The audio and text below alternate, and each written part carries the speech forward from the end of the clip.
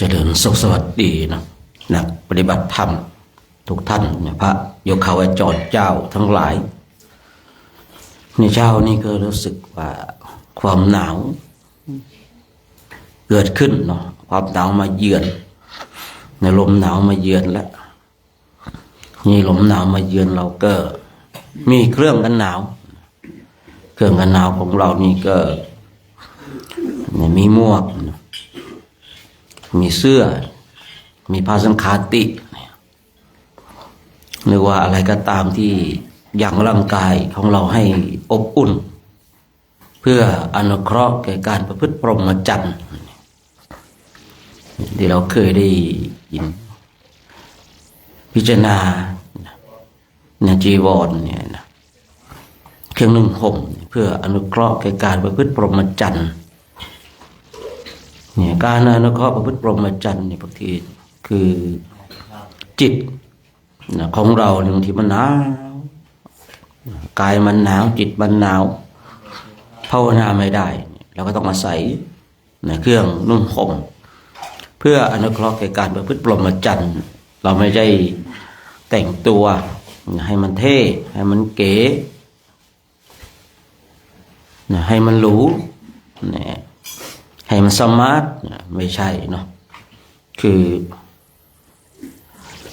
อคนทั้งหลายเนี่ยแต่งตัวแต่งตัวเพื่อให้เท่เพื่อให้เก๋เพื่อให้ดูดีเพื่อให้สมาร์ทเขาก็เลยมีเสื้อผ้าราคาแพงอย่างนักบวชเช่นเราพระโยคาวจรเจ้าหรือว่าภิกษุผู้เห็นภัยในวัฏฏะขณะปัจจุบันขี้ทั้งห้าเนี่ยยังไม่ได้บวชเลยนะตอนต้นพระเจ้าก็เรียกภิกษุทั้งหลายเนี่ยภิกษุทั้งหลายแสดงว่าหลายแหละเนาะคือไม่ใช่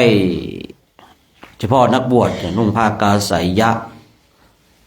โกนคิ้วโปงหนวดเรียกภิกษุคือทุกคนนะผู้ที่เห็นภัยในวัฏฏะนี่เรียกว่าภิกษุว่าผู้ที่ออกบวชนี่เรียกภิกษุนะ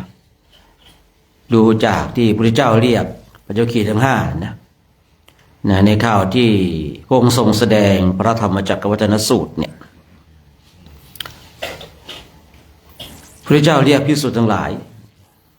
ทางสองอย่างอัตตกิลมัฏฐานโยกกามสุขาริการุโยกเนี่ยเป็นเส้นทางที่ไม่ควรส่องเสพแต่เส้นทางที่ควรส่องเสพคืออริยมรรคมัชฌิมาปฏิปทาเนี่ยทางสายกลางสุดโต่งก็ไม่เอาย่อหย่อนก็ไม่เอาพอดีเนี่ยพระเจ้าพระองค์ทรงตรัสเรียกภิกษุทั้งหลายนะตอนนั้นยังไม่ได้เป็นพระอรหันต์ยังไม่ได้เป็นนักบวชในพุทธศาสนาเลยนะแต่พระเจ้าเรียกภิกษุทั้งหลายคือทุกคนน่ะว่าจะใช่นักบวชหรือไม่ใช่นักบวชถ้าเห็นภัยในวัฏฏะก็เรียกว่าภิกษุแต่ว่าถ้าเราบวชมาแล้วนะพอเราไม่ได้เห็นภัยในวัฏฏะไม่เห็นภัยในการเกิดในการแก่ในการเจ็บในการตายไม่เห็นภัยพวกนี้เนี่ย ไม่เห็นมรณะภัยมาเบียดเบียนแล้วทุกอย่างก้าวมีมรณะภัยมีพยาธิมีโรคร้ายมาเบียดเบียนแต่เราไม่เห็นโทษเหล่านี้เมื่อเราไม่เห็นโทษปุ๊บเนี่ยคืออย่างนี้ที่กล่าวว่าภิกษุเนี่ยแปลว่าผู้เห็นภัยในวัฏฏะภิกษุแปลว่าเคาะก็ได้นั่นแล้วแต่ว่าคือถ้าเรามองดูว่าภิกษุผู้เห็นภัยในวัฏฏะคือพระพุทธเจ้าเรียกทุกคนที่เห็นภัยในวัฏฏะเนี่ยปัญจวัคคีย์ทั้งห้านี่เห็นภัยนะครับผมที่ออกบวชเนี่ยแต่เขาก็หาเส้นทางไม่เจอลองทุกวิถีทางไม่อยากจะเกิดไม่อยากจะแก่ไม่อยากเจ็บไม่อยากจะตายแล้วเทวดาทั้งหลายได้ยินได้ฟังภายภาคหน้าพระเจ้าจะบัติขึ้นเลยแต่งตำราลักษณะ32ประการแล้วก็อีก80ประการลักษณะเช่นนี้ใบหูเช่นนี้ตาเช่นนี้จมูกเช่นนี้ริมฝีปากเช่นนี้นิ้วมือนิ้วเท้าเช่นนี้ในตาเช่นนี้แววตาเป็นเช่นนี้คือแต่งตำราออกมาถ้าเป็นบุคคลเช่นนี้มีอยู่2ในหนึ่งคือได้เป็นพระเจ้าจักรพรรดิอีกในหนึ่งได้เป็นพระพุทธเจ้าเนี่ยแต่งตำรามาแล้วนะตำรานี่จริงๆตำราถ้าเราบอกว่าตำราหมอดูนี่ก็สามารถเป็นไปได้เพราะว่าอินเดียเนี่ยรู้แล้วเทวดาเขาบอกก่อนแล้วนี่ว่าในภายภาคหน้าเนี่ยพระพุทธเจ้าจะบัติขึ้นก็เลยแต่งตำราเรื่องลักษณะของพระพุทธเจ้าในลักษณะของพระเจ้าจักรพรรดิเขาเลยส่งต่อกันมาของพราหมณ์นี่ก็ส่งต่อตำรามันก็เก่งมนต์ทั้งหลายเก่งบูชายันทั้งหลายเก่งปกติของเขานี่ต้องบูชาต้องบวงสรวงต้องเส้นสังเวยของเรานี่คือพูดง่ายๆว่าที่เราบวงสรวงเส้นสังเวยบูชาสิ่งที่ไม่ควรบูชาต้องบอกว่าบูชาสิ่งที่ไม่ควรบูชาเนี่ยอันนี้เราเอาของพราหมณ์มาเพราะว่าถ้าเราศึกษาในประวัติของพุทธศาสนากว่าจะมาถึงเราทั้งหลายนี่ผ่านเรื่องราวผ่านอุปสรรคเช่นบางช่วงผู้ปกครองแว่นแคว้นมีพระราชาเป็นต้นนับถือพุทธศาสนาก็จะเจริญรุ่งเรืองแต่พุทธศาสนาก็จะเอาพราหมณ์ควบคู่ไปด้วยแต่ว่าพุทธศาสนารุ่งเรืองกว่าบางคราวนี่ผู้ปกครองแว่นแคว้นมีพระราชาเป็นต้นนับถือศาสนาพราหมณ์ก็เจริญรุ่งเรืองแต่ก็จะพ่วงพุทธไปด้วยแต่ศาสนาพราหมณ์นี่เจริญบางช่วงผู้ปกครองแว่นแคว้นมีพระราชาเป็นต้นนับถือศาสนาอื่นที่พุทธศาสนาหายไปจากประเทศอินเดียเพราะอะไรคือไม่ใช่คนไม่ศรัทธานะแต่ว่าด้วยระบบกฎหมายครับด้วยระบบกฎหมายเนี่ยคือระบบกฎหมายเข้ามาเช่นถ้าบุคคลใดในยุคแรกก่อนถ้ารู้ว่าใครนับถือพุทธศาสนาฆ่าทิ้งเลยครับผมคนก็ไม่กลัวนะยอมตายเพื่อรักษายอมตายคือเนี่ยฆ่ายังไงก็ไม่หมดคนอินเดียมันเยอะนะครับก็เลยออกกฎหมายใหม่ว่าบุคคลใดนับถือพุทธศาสนาจะไม่ให้ความช่วยเหลือด้านพวกอาหารการกินพวกยารักษาโรคเจ็บไข้ได้ป่วยเนี่ยคือจะตัดความช่วยเหลือคือที่มาตัดความช่วยเหลือเนี่ยเอาอย่างเช่นหนึ่งครอบครัวมีพ่อแม่ลูกอย่างเงี้ยพ่อไม่กลัวตายแม่ไม่กลัวตายลูกไม่รู้เนี่ยที่ลูกยังเด็กอยู่ยังเล็กอยู่ยังไม่รู้กลัวตายหรือไม่กลัวตายแต่ผู้เป็นพ่อเป็นแม่เนี่ยมั่นคงแต่เมื่อออกกฎหมายว่าไม่ให้ความช่วยเหลือนี่ยามเจ็บไข้ได้ป่วยจะเข้าโรงพยาบาลหาหมอรักษานี่ถ้ารู้ว่านับถือพุทธศาสนาเนี่ยไม่ให้การดูแล หรือว่าคือจรรยาแพทย์ก็มีอยู่แต่ว่าก็ดูแบบเกรงกลัวเช่นจะรักษาเต็มที่เดี๋ยวราชการหน่วยงานมาตรวจสอบ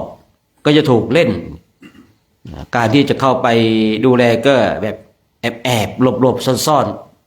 ก็ให้ความช่วยเหลือได้ไม่เต็มที่นะคือเนี้ยอย่างที่กล่าวไว้ว่าพ่อเนี่ยมั่นคงไม่กลัวตายแม่เนี่ยมั่นคงไม่กลัวตายแต่ลูกตินะด้วยหัวอกของความเป็นพ่อเป็นแม่เมื่อหัวอกของความเป็นพ่อเป็นแม่เนี่ยตนเองเนี่ยทนได้ครับทนร้อนทนหนาวทนหิวทนเจ็บทนปวดทนได้แต่เห็นลูกร้อนไม่ได้เห็นลูกหนาวไม่ได้เห็นลูกเจ็บไม่ได้เห็นลูกร้องไห้ไม่ได้เนี่ยคือเนี่ยเมื่อตนเองทำยังไงดีเนี่ยลูกก็ร้องไห้เป็นไข้ไม่สบายกระส่ายกระสับตับพิการอาหารไม่ย่อยเยอะเลยนะเด็กเนี่ยถ้าเรายังนับถือพุทธอยู่เนี่ยลูกเราตายแน่เนี่ยก็เลยต้องเปลี่ยนศาสนาพุทธศาสนาเลยหายจากอินเดียเพราะเช่นนี้นะคือไม่ได้หายเพราะว่าการกลัวตายนะแต่ว่าคือหายด้วยกฎหมายหลักกฎหมายพุทธศาสนาหายจากประเทศอินเดียหายไปเลยนะครับในปีแรกของการจาริกธุดงค์คือการจาริกธุดงค์เนี่ยนี่คือของพระเดชพระคุณหลวงพ่อสนองเนี่ยคือยุครุ่นแรกบุกเบิกนะครับแล้วก็มาเนี่ยพระเดชพระคุณหลวงพ่อเนี่ยพระครูธีรธรรมปราโมทย์หรือว่าหลวงพ่อสำเริงเนี่ยนะคือยุคที่สอง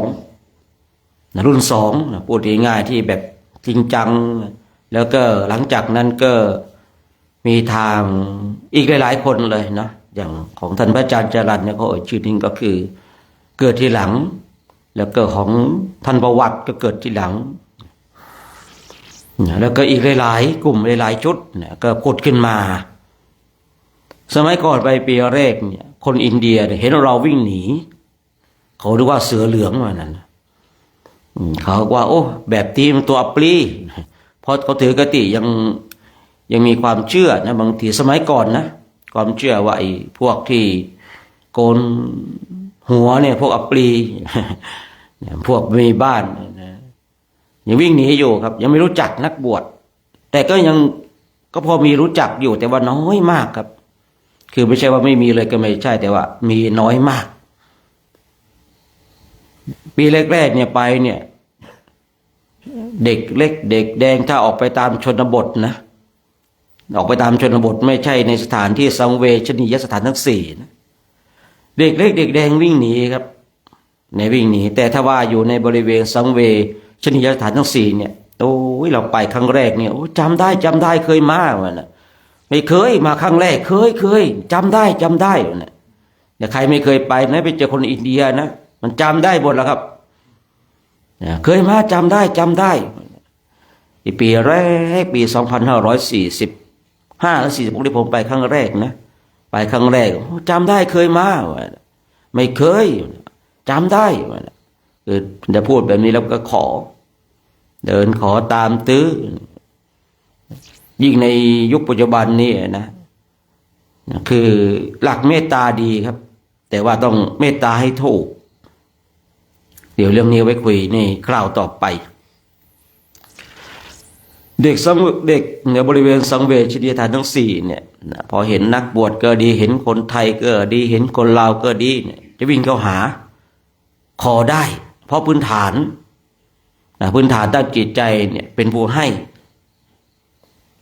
นะเป็นผู้ให้นะแต่พวกเป็นทางศรีลังกาเกิดดีพม่าเกิดดีหรือว่าประเทศอื่นที่นับถือพุทธศาสนาเด็กในบริเวณที่อยู่สังเวชนียสถานทั้งสี่เนี่ยไม่ไปยุ่งแต่จะมายุ่งกับเนี่ยพระไทยพระลาวโยมไทยโยมลาวถ้ามองดูลักษณะเป็นคนไทยอย่างเนี้ยนะคนลาวอย่างเงี้ยแต่เข้าไปหาเพราะพื้นฐานดีจิตใจดีเป็นผู้ที่รู้จักการให้แล้วก็ให้โดยไม่ประมาณนะครับให้โดยไม่จักประมาณคือไม่ได้แยกกันนะว่าคนนี้เป็นใครอะไรยังไง พุทธศาสนาอย่างที่ได้กล่าวไว้เมื่อสักครู่นี้ว่านะบางคราวเนี่ยนะพุทธเจริญผู้ปกครองแว่นแคว้นมีพระราชาเป็นต้นนับถือพุทธศาสนาพุทธศาสนาก็เจริญนะบางช่วงเนี่ยพราหมณ์นี่เจริญเพราะว่าผู้ปกครองแว่นแคว้นมีพระราชาเป็นต้นนับถือพราหมณ์ก็เจริญบางช่วงผู้ปกครองแว่นแคว้นนับถือศาสนาอื่นนับถือศาสนาอื่นนะศาสนาของตนเองก็เจริญพุทธและพราหมณ์ก็จะเสื่อมถูกเบียดเบียนที่ผมคุยว่าพุทธศาสนาหายจากประเทศอินเดียเนี่ยบางช่วงก็ต้องแต่งตำราออกมาให้มันกลมกลืนกันเนี่ยแต่งตำราให้มันกลมกลืนกันเนี่ยอย่างที่ผมอ่านในพระไตรปิฎกคือบางทีเนี่ยอ่านไปอ้าวอันนี้อิงพราหมณ์นี่ในอิงพราหมณ์แม้แต่จะเป็นบาลีเองก็ตามนะบางทีถ้าเราได้ศึกษาของพราหมณ์ฮินดูเนี่ยกับพุทธเนี่ยคือถ้าเราอ่านในพระไตรปิฎกไม่ว่าจะมาทั้งในบาลีและอัตถกถาดีกาอนุดีกาเคยยะทั้งหลายเนี่ยบางอย่างนะครับบางอย่างไม่ใช่ว่าทุกอย่างนะบางอย่างก็มีของพราหมณ์ฮินดูปนอยู่สังฆราชาโอ้โหอันนี้ตัวร้ายเลยนะเอาพระพุทธเจ้าของเราเนี่ยเป็นปางหนึ่งของพระวิษณุคือถ้าเราศึกษาเรื่องของพราหมณ์เนี่ยนะก็จะมีอะไรพระวิษณุพระพรหมพระศิวะพระวิษณุเนี่ยจะอวตารเนี่ยมาเป็นหลายๆอย่างแม้แต่เรื่องของรามเกียรติ์จะไปกันใหญ่แล้วก็ฮะจะไปถึงนู่นแล้วนะจะไปรามเกียรติ์อีกแล้วนะ จะไปรามเกียรติ์เดี๋ยวมันก็จะมาฟ้าเรื่องมหาภรตยุทธอีกนะโอ้มันจะไปกันใหญ่ที่นะไปรามเกียรติ์เนี่ยแล้วก็จะไปหามหาภรตยุทธพี่น้องรบกันที่ทุ่งเกษตรเนี่ยโอ้โหมหาภรตยุทธเกิดดีรามเกียรติ์เกิดดีก็เกิดจากเรื่องเล่าเล่าไปเล่ามาก็กลายเป็นเรื่องจริงเล่าไปเล่ามาก็กลายเป็นเรื่องจริงไปสังฆราชาจารย์เนี่ยนะเอาพระพุทธเจ้าของเราเนี่ยเป็นอวตารของพระวิษณุน่าจะปางที่10เนาะปางที่10ถ้าเราไปตามวัดของเซนเราก็จะเห็นอันนี้คือพระพุทธเจ้าอวตารมาเนี่ยทำไมเขาจึงแต่งเช่นนี้บางทีเนี่ยเพื่อที่ให้คนทั้งหลายเนี่ยที่มีใจนับถือพระพุทธเจ้าเนี่ยแต่เขาศึกษาไม่ชัดเจนเขาก็พระพุทธเจ้าเนี่ยอวตารมาไม่แน่ใจว่าเป็นอะไรเนาะในปางที่10เนี่ยแต่จำไม่ผิดนะเนี่ยคนทั้งหลายเมื่อนับถือพุทธศาสนาแต่ไม่ได้ศึกษาอย่างชัดเจนก็มีความคิดเพราะว่าในพื้นฐานของคนฮินดูเนี่ยคนอินเดียเนี่ยจะนับถือฮินดูมันพราหมณ์ฮินดูเป็นหลักมนต์ทั้งหลายเวททั้งหลายพิธีกรรมทั้งหลายแม้แต่อักขระที่เราเอามาสักตามตัวเนี่ยนะต้นตำรับมาจากที่นู่นนะไม่ใช่มาจากทั้งที่เรานี่นะแต่ว่าที่เราสักภาษาตรงจุดนี้ก็เพราะว่าคือในยุคหนึ่งเนาะในยุคหนึ่งตรงนั้นมันรุ่งเรืองเลยส่งต่อมาดูแล้วมันขลังเนี่ยถ้าภาษาไทยภาษาลาวเขียนไปบนตัวนี่มันไม่ขลังเนาะ ไม่ขลังนะดูรู้สึกคาถาเนี่ยคาถาโดนคาถานี่นะโมพุทธายะหรือว่าอะไรทั้งหลายนะถ้าเขียนเป็นภาษาไทยอ่านเป็นภาษาไทยนี่มันไม่ขลังเคยมีคนบอกว่าต้นตำรับเนี่ยอันนี้คนเคยบอกต้องยกความดีความชอบให้เขาคือต้นตำรับจริงๆเนี่ยคือสมัยก่อนเนี่ยเขาไม่ให้เคลื่อนย้ายพวกคัมภีร์พวกคำสอนอันนี้จริงเท็จขนาดไหนไม่รู้นะเขาเลยให้แบบสักที่ตัวสักอักขระคำสอนทั้งหลายเนี่ยในยุคแรกเลยนะลักลอบมาจากอินเดีย นี่เขาว่านะจริงเท็จขนาดไหนก็ลองไปศึกษาดูเนาะนะเพื่อจะเอาคำสอนเข้ามาเพราะว่าเขาห่วงพอมันรอดมาได้ก็โอ้ยขังเฮ้ยแม่สามารถผ่านมาได้เนี่ยก็เลยถือธรรมเนียมสักกันมาตั้งแต่บัดนั้นจนถึงบัดนี้เนี่ยบางรูปนี่ก็มีลวดลายศิลปะมากเหลือเกินคือสักอะไรดีครับนะแต่กันไม่ได้คือกันเท้าแตกไม่ได้ตอนเดินเนี่ยนะผมเห็นนะบางรูปนะไม่ได้ดูถูกรอยสักนะแต่ว่าเดินไปเนี่ยบางทีอุ้ยลายเต็มตัวเลยครับผมไม่ใช่ไม่ดีนะดีนะครับแตกเนี่ยหมากัดอย่างเงี้ยนะแตกเดินไปที่เท้าแตกเลยผมก็เลยว่าโอ้โหเท้าแตกไม่เกรงใจรอยสักเลยนะไม่รู้มีกันบ้างหรือเปล่าไม่รู้เนาะน่าจะมีอยู่เห็นบางรูปก็เหมือนไม่ใช่รอยสักเหมือนกับตอนเมาแล้วนอนทับหนังสือพิมพ์นะเหมือนกับตอนเมาแล้วนอนทับหนังสือพิมพ์นะอะไรก็ไม่รู้นะอีรูปหนึ่งตอนเป็นฆราวาสเมานะครับผมเมาแล้วก็สักกันเลยครับสักเป็นภาษาจีนดูเท่หน่อยตอนนั้นก็ไม่รู้นะเมากัน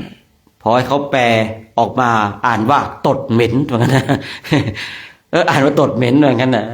สักภาษาจีนเคยอยู่ที่วัดดอยเทพนิมิตรตอนนี้ศึกษาลาเพศไปแล้วนะคือต้นสำหรับการสักเนี่ยบางทีที่เขาบอกนะอันนี้เขาบอกนะผมได้ยินได้ฟังมาแต่ผมก็ไม่ได้ไปค้นคว้าเจาะลึกไปเพราะว่าบางอย่างเนี่ยคือเราไม่จำเป็นต้องไปเจาะลึกเพราะว่ามันคือมันรู้ไว้ก็อย่างนั้นนะครับผมแต่ถ้าว่าใครอยากเจาะลึกเรื่องนี้อยากจะคุยให้ชัดเจนก็ลองไปศึกษาดูนะแต่ต้นตำรับของการสักก็มาจากอินเดียนะการมีการลักลอบพวกคำสอนเนี่ยเลยสักไว้ที่ตามตัวแล้วก็อย่างที่ได้ว่าไว้มันผ่านได้ไม่ถูกจับคราวนี้มันก็เลยมีความเชื่อว่าบนนี้มันขลังนะครั้งนะมันก็เลยพัฒนาจนมาเป็นรอยสักอย่างที่เราได้เห็นกันนี่คือสังฆราชาเนี่ยอย่างที่ได้ว่าตัวร้ายเลยนะเป็นบุคคลที่ทำลายพุทธศาสนาแต่ตนเองก็เป็นบุคคลที่นับศึกษาพุทธศาสนานะสังฆราชาเนี่ยเป็นบุคคลที่นับถือพุทธศาสนาขอประทานเป็นบุคคลที่ทำลายศาสนาพุทธศาสนาเนี่ยแต่ก็เป็นคนที่เข้ามาศึกษาในพุทธศาสนาแล้วนำคำสอนเนี่ยไปปรับอย่างพระพุทธเจ้าอวตารหนึ่งของพระวิษณุนี่อันนี้เพราะว่าสังฆราชานี่เป็นบุคคลที่มีบทบาทมีบทบาทคนทั้งหลายเชื่อถือเชื่อถือมากเลยเนี่ยบางช่วงนะพุทธศาสนาบอบช้ำว่ามีการเสพกามมีการเสพก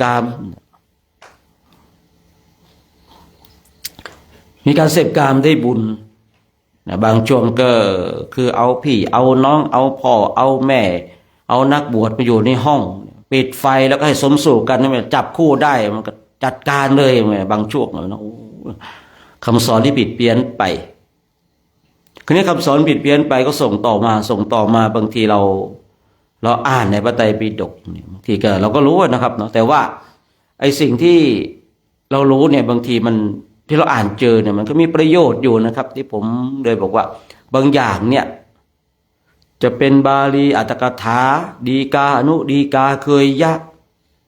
ด้วยทั้งหลายอะไรทั้งหลายแหล่เนี่ยเมื่อเราดูแล้วมันมีประโยชน์เราก็นำไปปฏิบัติได้นำไปปฏิบัติได้นะคือบางสิ่งบางอย่างมีประโยชน์เนี่ยถ้าเราจะเอาแก่นแท้จริงๆเนี่ยพุทธศาสนาไปไม่รอดครับผมถ้าเราแก่นแท้จริงๆนะไม่ใช่ว่าไม่ดีนะแก่นแท้ดีแต่ว่าไปไม่รอดครับผมเดี๋ยวก็จะหายไปนะเดี๋ยวก็จะหายไปเพราะในช่วงหลังนี่พุทธศาสนาเริ่มไปเบ่งบานที่อื่นนะเบ่งบานที่อื่นนะของเรานี่ทางเนี้ยนะบ้านพี่เมืองน้องกันนี่ก็พิธีกรรมมีมากนะสมัยก่อนนี่ผมอันนี้จริงเท็จขนาดไหนไม่รู้นะว่าสมัยก่อนทางลาวเนี่ยเรื่องพิธีกรรมเรื่องเครื่องรางของขลังเนี่ยไม่ค่อยมีนะมีเหมือนกันแต่มีน้อยมากเลยนะ อันนี้จริงเท็จขนาดไหนก็ไม่รู้แต่ว่าตามที่ได้ศึกษาตำราเก่า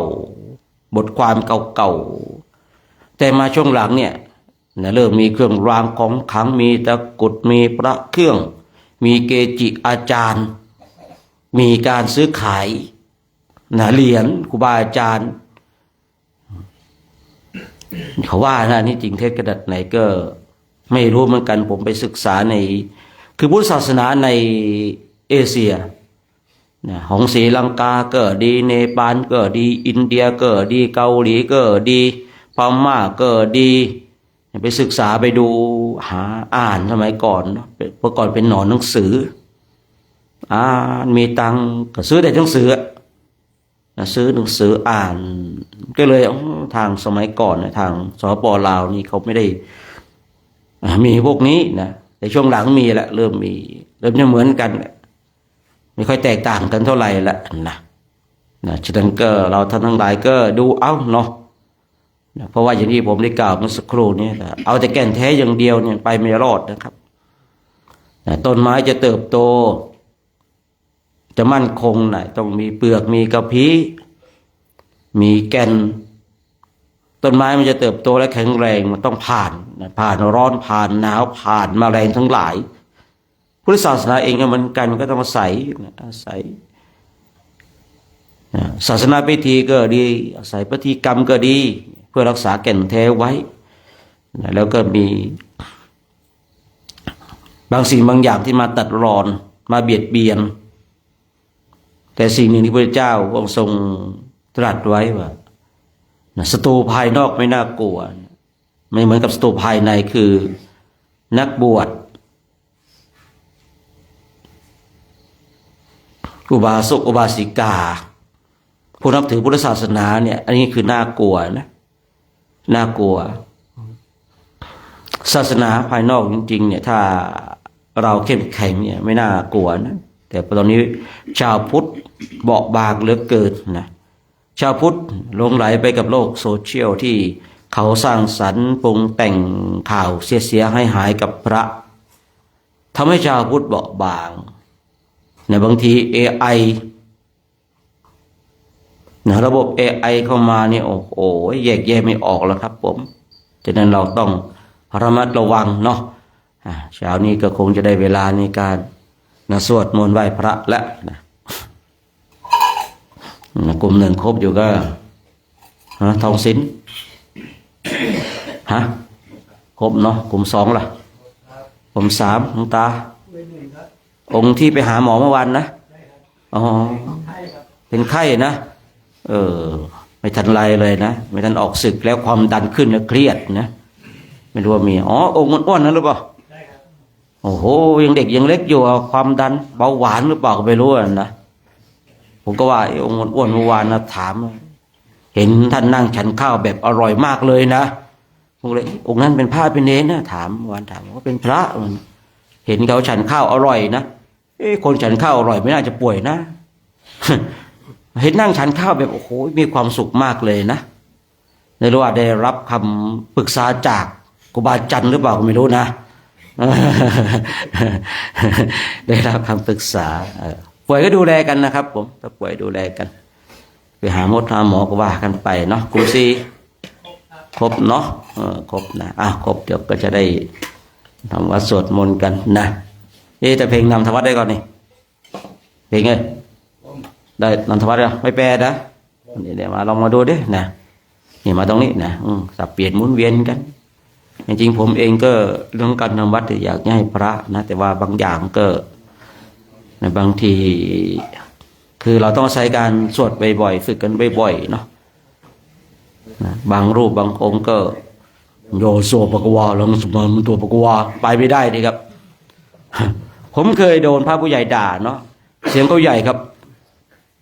ยะถาวริวหปุราปาริปุเรติสากลังคือเนี่ยผมองค์สองคอยรับสัพพีนะผมก็ต้องปรับเสียงกลางใช่หรือเปล่าก็ต้องสัพพีติโยวิวัตพอจบท่านไม่ถูกนะท่านท่านจะต้องรับให้มันถูกนะผมตายแล้วผมก็เหมือนอึ่งอ่างเลยทีเนาะเขาก็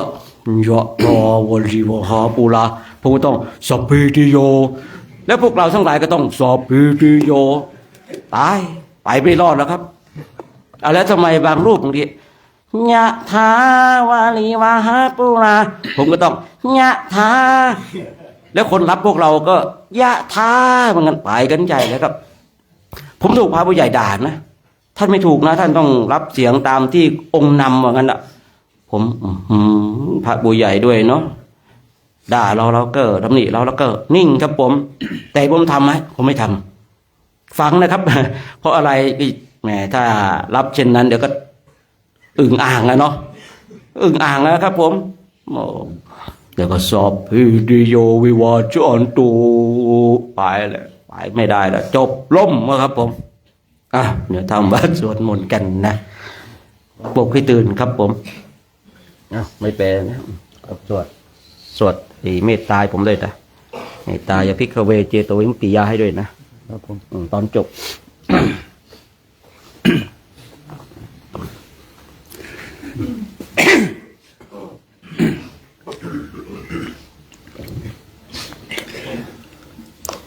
ต่อไปก็จะได้เข้ามา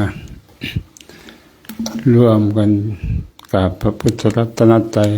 พร้อมๆกันทำกราบ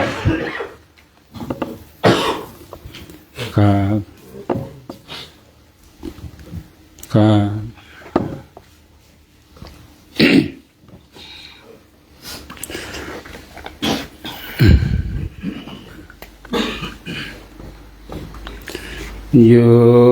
สุปะคะวะอะระหังสัมมาสัมพุทโธสวากขาโตเยนะภะคะวะตาธัมโมสุปฏิปันโนยัสสะภะคะวะโตสาวกสังโฆธัมมายังภะคะวันตังสัทธัมมังสัสสังฆังอิเมหิสการเรหิยะทาระหังอารุปิเตหิอาภิปุชยามะสาธุโนปันเตภะคะวะสุจิระปารินิพุตโต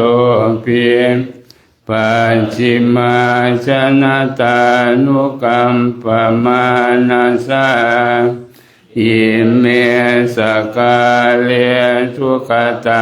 ปัญนาการะภูเตปฏิคันหาตุอัมหากังทิคารตังหิตายะสุขายะอะระหังสัมมาสัมพุทโธภะคะวะพุทธังภะคะวันตังอภิวาเทมิกะสวากขาโตภะคะวะตาธัมโมธัมมังนัมมัสสามิสุปฏิปันโนภะคะวะโตสาวกสังโฆสังฆังนามามิหันธรรมยังพุทธัสสะภะคะวะโตบุพพาคานามาการังกะโรมาเสนะโมตัสสะภะคะวะโตอะระหะโตสัมมาสัมพุทธัสสะนะโมตัสสะภะคะวะโตอะระหะโตสัมมาสัมพุทธัสสะนะโมตัสสะภะคะวะโตอะระหะโตสัมมาสัมพุทธัสสะหันธรรมยังพุทธาภิตุติงกโรมาเสโยโสตถาคตอะระหังสัมมาสัมพุทโธ วิชชาจารณะสัมปันโนสุขโตโลกวิทูอนุตตรปุริสธรรมสารถิสัทธาเทวมนุษย์สานังพุทโธภควาโยอิมังโลกังสเทวกังสมาระกังสัพพมะกังสัสสะมนะภัมมณิงปัจจังสเทวมนุสังสยังอภิญญาสัจจิกันตวะปะเวเทสิโยธัมมังเทเสสิอาทิกัลยานังมัจเจกัลยานังปริโยสานกัลยานังสัทธังสัพยัญชนะเกวระปริปุณังปริสุทธังพัมมจริยังปะกาเสสิ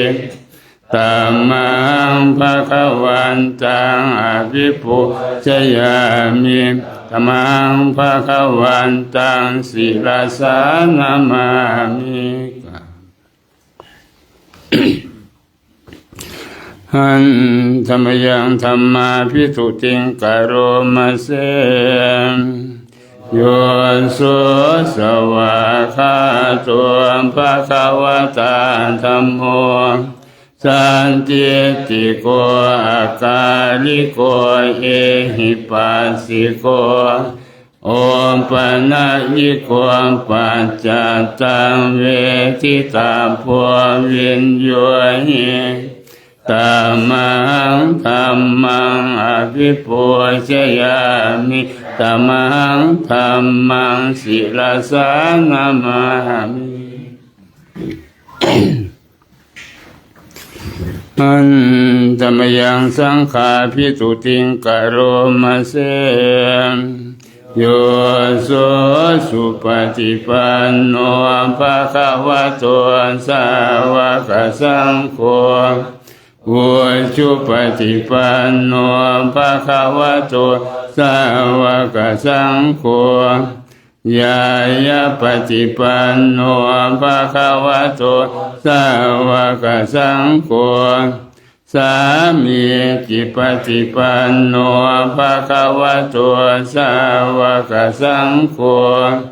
ยะจิตังจัตตาริปุริสายุคานิอัตถะปุริสปุคลังเอสะภะคะวะโตสาวกสังโฆอาหุเนยโยปาหุเนยโยทักขิเนยโยอัญจลิกรณิโยอนุตตรังปุญญาเจตังโลกัสสะตัมมังสังฆังอภิปุชยามิธัมมังสังฆังศิลาสานามามิ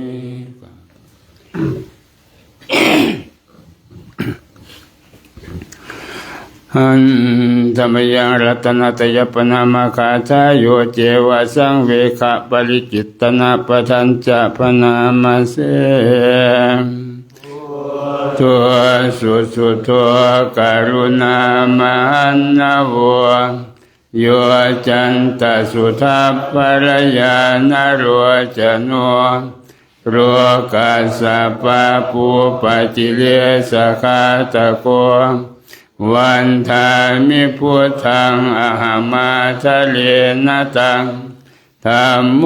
ปฏิปวิยตัสสะสัตถุโนโยมาคปะกามตะเพทะพินนโกโรกุตโรโยจัตตาสติปโนวันทามิธัมมังอหมาทะเลนะตังสังโฆสุเขตาปยติเขตาสัญญิโตโยทิตาสันโตสุขตานุโพธโกโรรัปปหิโนอริโยสุเมทามิสังฆังอหมาทะเลนะตัง อิเจวะเมกันตภิปูสเน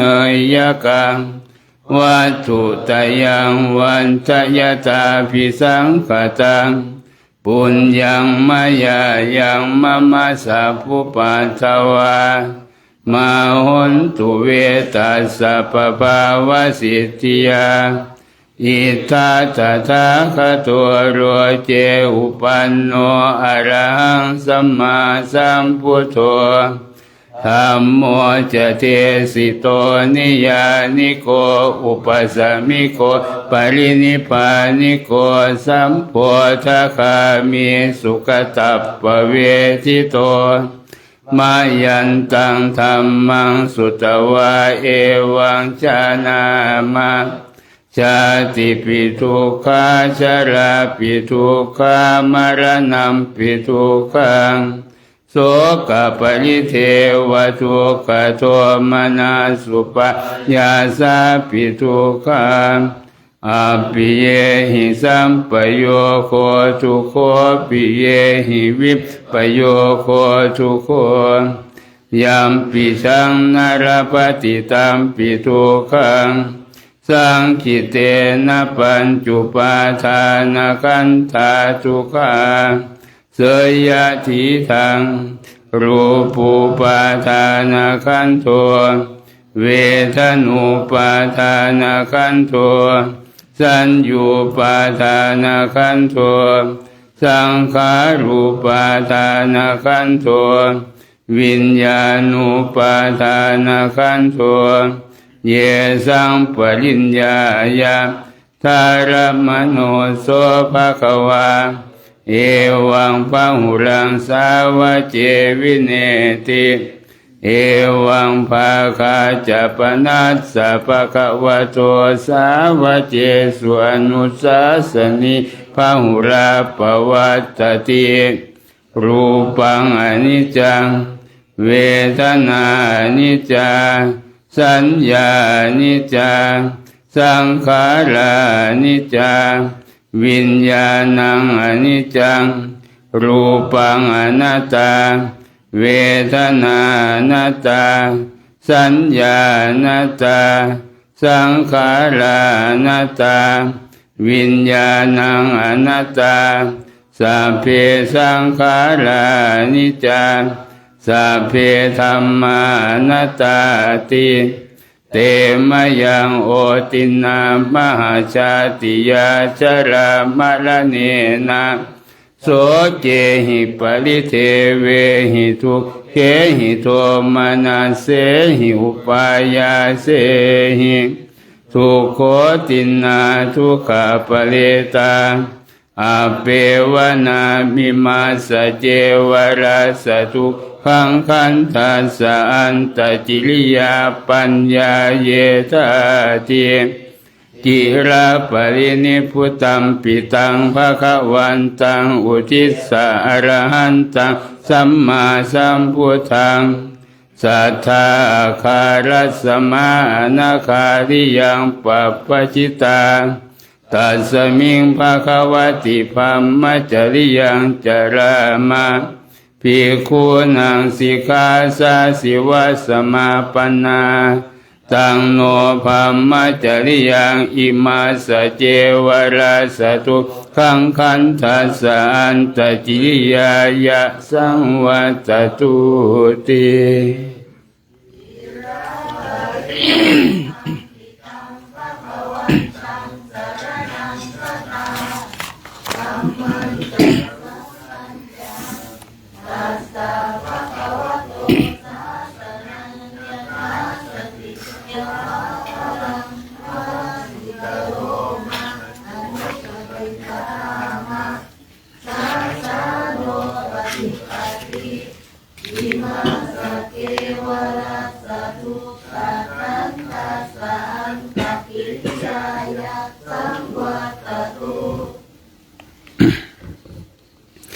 หันธรรมยังตังคานิกาปัจเจเวคณะปะทังปนามาเสปฏิสังขายโยนิโสจิวรังปฏิเสวามิ ยาวะเทวาสิตัสสะปฏิฆาตายะอุณหาสะปฏิฆาตายะทังสมากัสสวะตาตปัสสิริงสัพพสัมปัสสานังปฏิฆาตายะยาวะเทวะหิริโกปินาปฏิชาธนาทังปฏิสังขายโยนิโสปินตาปาตังปฏิเสวามิเนวะทวายนะมัทายนะมันธนายนะวิภูสนายายาวะเทวะอิมัสสกายาสัตติติยายาปนายาหิงสุปรติยาภัมมจริยานุกาหายาอิติปุรานันจะเวทนาปฏิหังคามินาวันจะเวทนานาอุปาเทสามิยาตราจะเมภวิสติอนวัจตาจะพาสุวิหารโรจาติปฏิสังขายโยนิโสเสนาสนังปฏิเสวามิยาวะเทวาสิตัสสะปฏิฆาตายะอุณหาสะปฏิฆาตายะทังสมากัสสวะตาตปัสสิลิงสัพพสัมปัสสานังปฏิฆาตายะ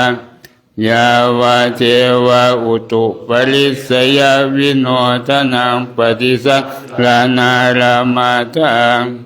ปฏิสังขายโยนิโสชิรานะปัจจยเพสัจจปริคารังปฏิเสวามิยาวะเทวะอุปันนานังเวยาภาธิกานังเวทนานังปฏิฆาตายะอัพยาปัจจปรมตายาติหันตวยังธาตุปฏิกุรปัจจเวคณะปะทังพนามาเสยะถาปัจจยังปวัตตมานังธาตุมาตเมเวตังยะทิตังจีวรังทุปปุจจโกจะปุคารวธาตุมาตะโกนิสัตโตนิจิวสุญโยสัพพานิปนะอิมานิสินิอาจิโกจนิยานิอิมังปุติกายังปัตตวาอติวิยาจิโกจนิยานิจายันติยะถาปัจจยังปวัตตมานังธาตุมาตเมเวตังยาทิตังปินทปาโตอัจจะโกจะปุคารวธาตุมาตะโกนิสัตโตนิชีวสุญโยสัพโพปนายังปินทปาโตอชิโกชนิโยอิมังปุติกายังปัตตวาอติวิยาชิโกชนิโยชายาติยถาปัจจยังปวัตตมานังธาตุมัตตเมเวตังยาทิทังเสนาสนะตตุปปุจจโกจะปุคารวธาตุมัตตะโกนิสัตโตนิชีวสุญโยสัพพานิปนะอิมานิเสนาสนานิอจิคุชนิยานิอิมังปุติกายังปัตตวาอติวิยาคิโกจนิยานิชายันติยถาปัจจยังปวัตตมานังตุมาตเมเวตังยาทิทังคิลานะปัจจยเพสัจจปริคารวตทุปปุจจโกจะปุคารวธาตุมาตะโกนิสัตโตนิชีวสุญโยสัพโพปนายังคิลานะปัจเพสัจจปริคารวอจิโกชนิโยอิมังปุติกายังปัตตวาอติวิยาจิโกชนิโยชายาติ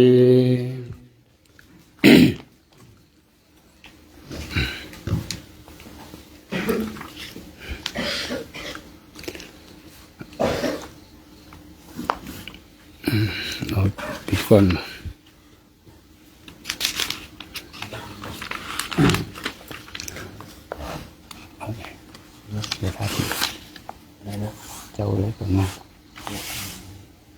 วดเลยนะ อ่า ห้ามห้ามสวดพระธรรม ห้ามสวดพระธรรม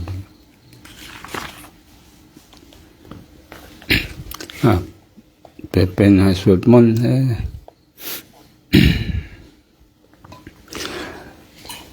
สวดมนต์ธรรมดาเขาเนี่ยนะโมตัสสะภะคะวะโตอะระหะโตสัมมาสัมพุทธัสสะนะโมตัสสะภะคะวะโตอะระหะโตสัมมาสัมพุทธัสสะนะโมตัสสะภะคะวะโตอะระหะโตสัมมาสัมพุทธัสสะพุทธังสรณังคัจฉามิธัมมังคัจฉามิสังฆังสรณังคัจฉามิทุติยามปิพุทธังสรณังคัจฉามิทุติยามปิธัมมังสรณังคัจฉามิทุติยามปิสังฆังสรณังคัจฉามิตติยามปิพุทธังสรณังคัจฉามิตติยามปิธัมมังสรณังคัจฉามิตติยามปิสังฆังสรณังคัจฉามิโยจักขุมาโมหัปมาราปะกะโสสามังวะพุทโธสุขโตวิมุตโตมาราสปาสาวินิโมจยันโตปาเปสิเขมังชนะตังวินัยยังพุทธังวรันตังศิรสานามามิโรกัสสนะทันจะวินายกันจะตันเตชะสาเตชยสิทธิโหตุสัพพันตรายาจะวินาสเมนตุธรรมโมทะโชโยวิยมกัสสวิสุทธิมังคังนิยานิโกธรรมตราสตาลิสาตาวะโหสันติกรัวสุจินโนธรรมังวรันตังศิลสานามามิโมหัปปทารังอุปสันตตาหังตันเตชะสาเตมติโหตุสัพพันตรายาจะวินาสเมนตุสัทธัมมเสนาสุขตานุโคโยโลกัสสปะปูปจิเลมตาสันโตสยังสันตินิโยจะโกจะสวาคาตธรรมังวิธิตังกโรติสังฆังวรันตังนามามิพุทธานุพุทธังสมาสีลจิตติงตันเตชะสาเตชยสิทธิโหตุสัพพันตรายาจะวินาสเมนตุนะโมอะระหะโตสัมมาสัมนะโมอุตตมธรรมสัสสวะคาตาเสวะเตนิทานะโมมหาสังฆัสสะปิวิสุทธสีรติติโนนะโมโอมาตยะรัตตาสรัตนาตยาสสะทุกังนะโมโอมกาติตาสตันตุนตยาสปินโมการาปะภาเว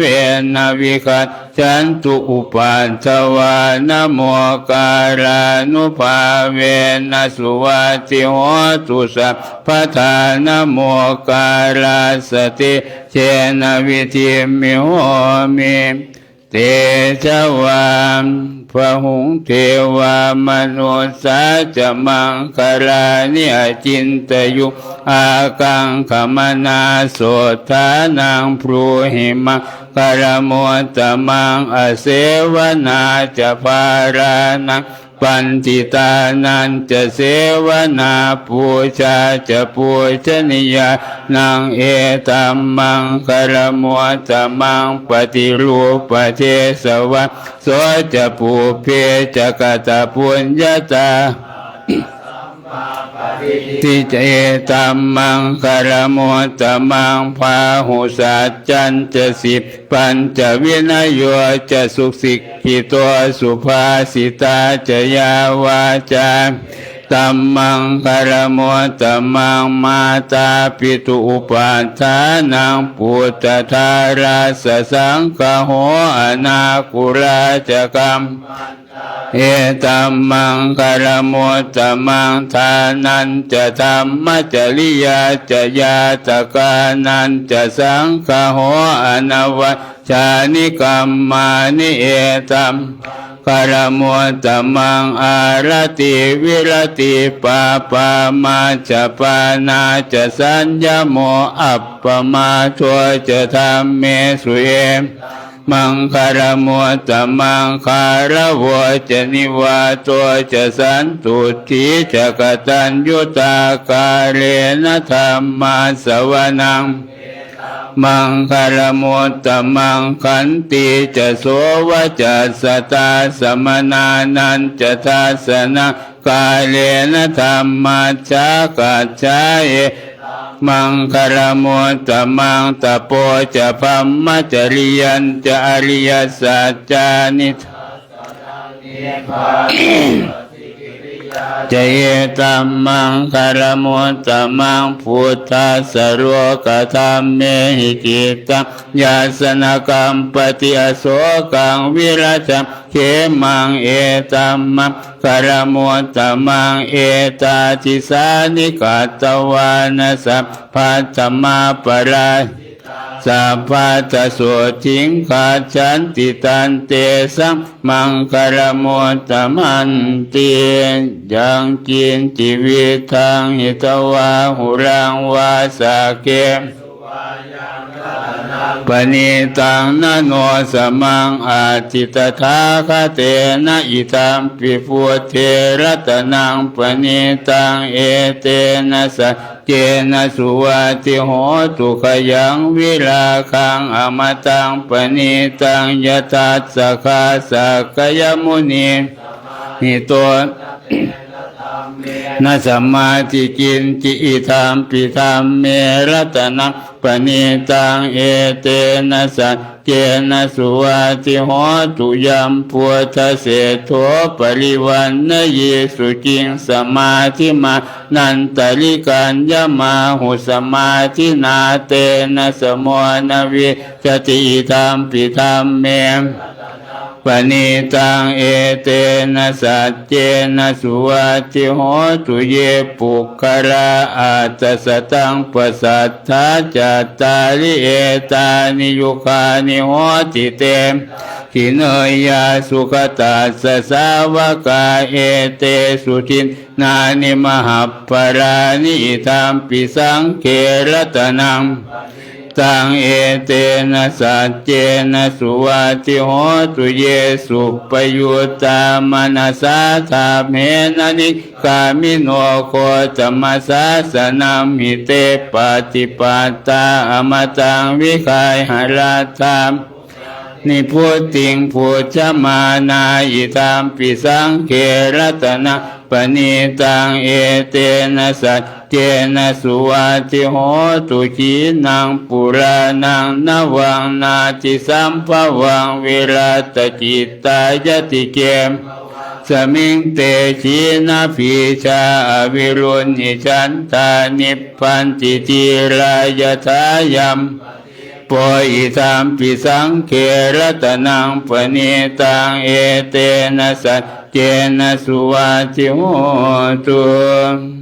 กรณียมาตกุสเลนะยันตังสันตังปะทังอภิสเมจะสะโกอุจูจะสุหุจูจะสุวจโจ มานิสันตุนสโกจะสุภโรจะอัปปจิตโจจะสันลมุกโวติสันตินตริโยจะนิปโกจะอัปปะคัปโปกุเรสวนานุคิปโทนะจะขุทางสมาจะเรจินติเยนะวิทโยปะเลอุปวัฏเถยยุงสุขิโนวาโหตุสัมเพสัตตาภวันตุสุขิตาตาเยเจจิปานะภูตัตติตสาวาทาวราวาอนาวเสสาธิคาวาเยตาวามัชฌิมาราสกาอนุกทุราทิทาวาเยจะทิทาเยจะทุเรวสันติอวิทุเรภูตาวาสัมภเวสีวาสาเพสัตตาภวันตุสุขิตาตานะปโรปรังนิคูเพตนาน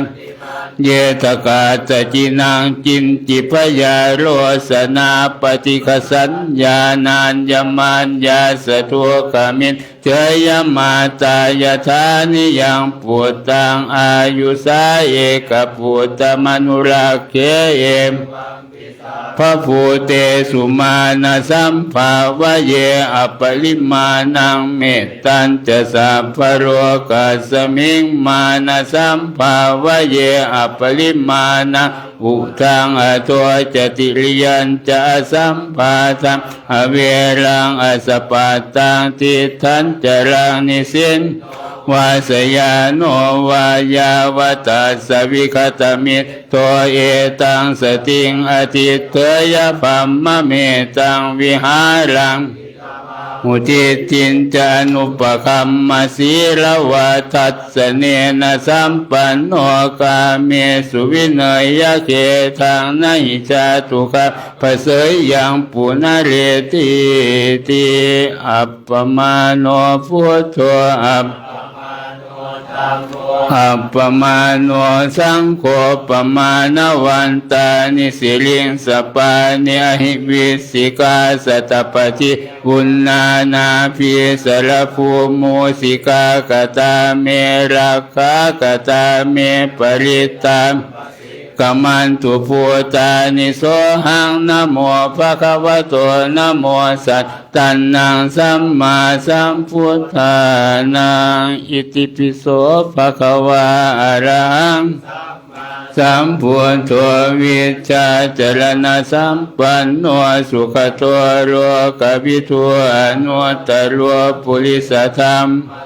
ละจิสัทธาเทวมนุษย์สานังพุทโธภะคะวะติสวาคาโตภะคะวะตาธัมโมสันติติโกอากาลิโกเอหิปัสสิโกโอปนะยิโกปัจจตังเวทิตาโพวิญโยหิติสุปฏิปันโนอุชุปฏิปันโนภะคะวะโตสาวกสังโฆยายะปฏิปันโนภะคะวะโต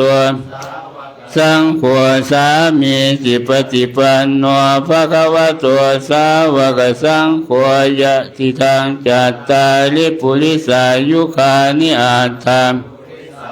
คาราเอสัพพะคะวะโตสาวกสังโฆอาหุเนยโยปาหุเนยโยทักขิเนยโยอัญจลีการณิโยอนุตตรปุญญาเขตังโลกัสสติสักกัตตวาพุทธรัตนังโอสถังอุตตมังวรังหิตังเทวมนุษสานังพุทธเตเชนะโสทินะนัจจันตุปัตตวาสัพเพทุกขาวุปัสสเมนตุเตสักกัตตวาธัมมรัตนังมังวรังปริลาหุปัสสมนังธรรมเตเชนะโสตินานัสสันตุปัตตวาสัพเพพยาวุปัสสเมนตุเตสักกัตตวาสังฆรัตนัง อุตมังวรังอาหุเนยยังปาหุเนยยังสังฆเตเชนะโสตินานัสสันตุปัฏฐวาสัพเพโรคาวุปสเมนตุเตนัตติเมสรนังอัญญังเมสรนังวรังเอเตนะสัจจวัจเจนะโหตุเตจยมังคารังนัตติเมสรนังอัญญังธัมโมเมสรนังวรังนะสัจจวัจเจนะโหตุเตจยมังคารังนัตติเมสรนังอัญญังสังโฆเมสรนังวรังนาสัจวัจเจนะโหตุเตจยมังคารังยังจินติรัตนังโรเจวิจติวิวิทังปุถุรัตนังพุทธัสสมังสมาโสทิภวันตุเตยังจินติรัตนังโรเจวิจติวิวิทังปุถุรัตนังธัมมัสสมังนาทิตัสสมาโสทิภวันตุเตจิรัตนังโรเจวิจติวิวิทังปุถุรัตนังสังฆัสสมังนาทิตัสสมาโสทิภาวันตุเตยันตุนิมิตังอวมังคลันเจโยจามนาโปสกุณาสสะโทมสุปินังอากันตังพุทธานุภาเวนะวินาสเมนตุยันทุนนิมิตังอวมังครันจโยจามนาโปสันโทปาปะคะวะทุสุปินังอากันตังธัมมานุภาเวนะวินาสเมนตุยันทุนนิมิตังอวมังครันจโยจาม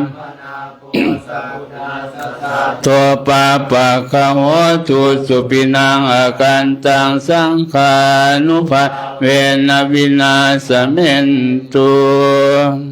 เอวเมสุตังเอกังสมัยยังภควาสาวัตติยังวิหารติเชตวันเนสัพพินติกาสาราเมตัตตระโคภควาภิกขุอามันเตสิภิกขวติภคันเตติเตภิกขุภควโตปัจจัสโสสุงภควาเอตถะโวจาม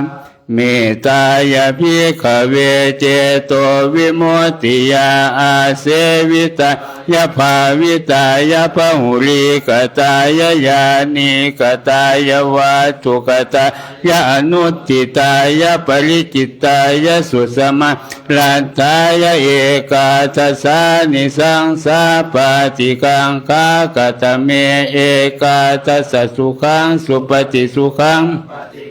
จตินาปาปะกังสุปินังปัสสติมนุษสานังปิโยโหติอมนุษสานังปิโยโหติเทวตาราคันตินาสะ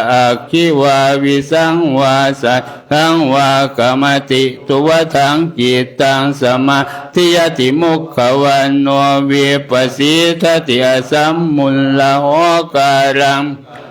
ติอุตลิงอาปติวิชันโตภามโรกุปโคโหติเมตายาภิกขเวเจโต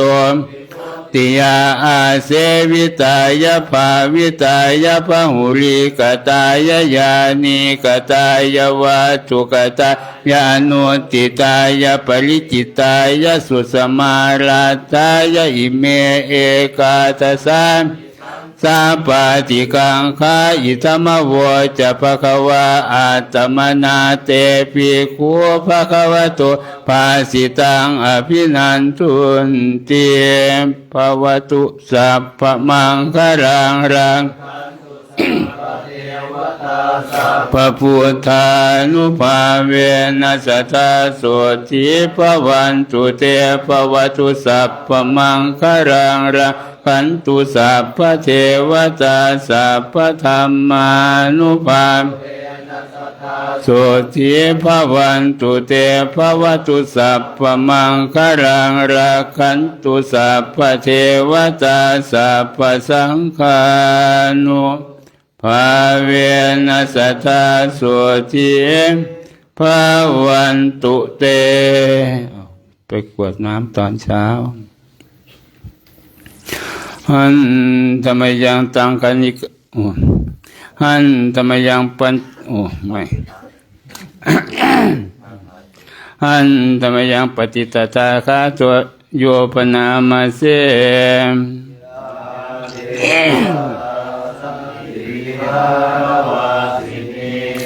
ทุเป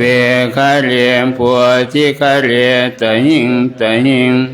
ตาธรรมทานเนนะภวันตุปุจิตาโสทิงกรวนเตทวิหารมันตะเลเทราจะมัจจานวกาจะภิกขวสารามิกาทานปฏิอุปาสกาภามาจะเทสานิคมาจิสราสัปปานาภูตาสุขิตาภวันตุเตชาราพุจจาเยปิจอันตสัมภวาสังเสทชาตาอัตโวปปาติกานิยานิกังธรรมวรังปฏิจเตสัพเพปิทุกขัสสะกรณตุสังสยังธาตุจิรังสตังธัมโมธัมมัทธราจะปุคคาสังโฆโหตุสมัคโควะอัฏฐายาจานิทายาจาอัมเหราคันตุสัทธัมโมสัพเพปิปานิโนพุยามาธรรมเมอริยปเวทิเตปัสสันนาหนตุสัพเพปิปานิโนพุทธศาสเนสัมมาทารังปเวชันตัวกาเลเทโวปวัสสตุบุธิภาวะสัตตานังสมิทังเนตุเมทนิงมาตาปิตาจัตตราจังนิจังราคันติปุตตะกังเอวังธรรมเมนะราชาโนปัจจังราคันตุสัพพทากรรมฐานรัตนากรรมฐาน พุทธาราธนานังธัมมาราธนานังสังฆาราธนานังอัปปมาโนพุทโธอัปปมาโนธัมโมอัปปมาโนสังโฆนะโมพุทธายะนะโมธัมมายะนะโมสังฆายะพุทโธเมนะโธธัมโมเมนะโธสังโฆเมนะโธพุทธบูชาธัมมบูชาสังฆบูชานิพพานปัจจโยโหตุข้าพเจ้าทั้งหลายขออาราธนาคุณพระพุทธคุณพระธรรมคุณพระสงฆ์อันหาประมาณมิได้มาเป็นที่พึ่งที่ระลึกถึงจงช่วยอภิบาลรักษากายวาจาใจของข้าพเจ้าทั้งหลายให้ตั้งมั่นอยู่ด้วยธรรมเจริญไปด้วยธรรมพร้อมทั้งให้เจริญด้วยสติปัญญาญาณเข้าถึงธรรมอันเป็นเครื่องพ้นทุกข์ให้ถึงซึ่งสันติสุขเป็นผู้รู้ผู้ตื่นผู้เบิกบานโดยไพบูลย์ทุกประการและถึงความทั้งส่วนตนบุคคลอื่นชีวิตอื่นอันเป็นเพื่อนทุกข์เกิดแก่เจ็บตายด้วยกันทั้งหมดทั้งสิ้นตลอดกาลและนานเถิด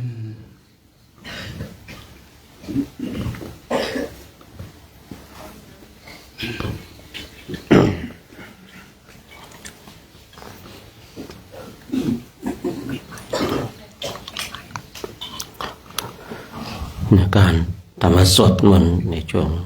ปากเช้าก็สมมติจุติลงในช่วงต่อไปก็เป็นช่วงการเจริญจิตภาวนานะ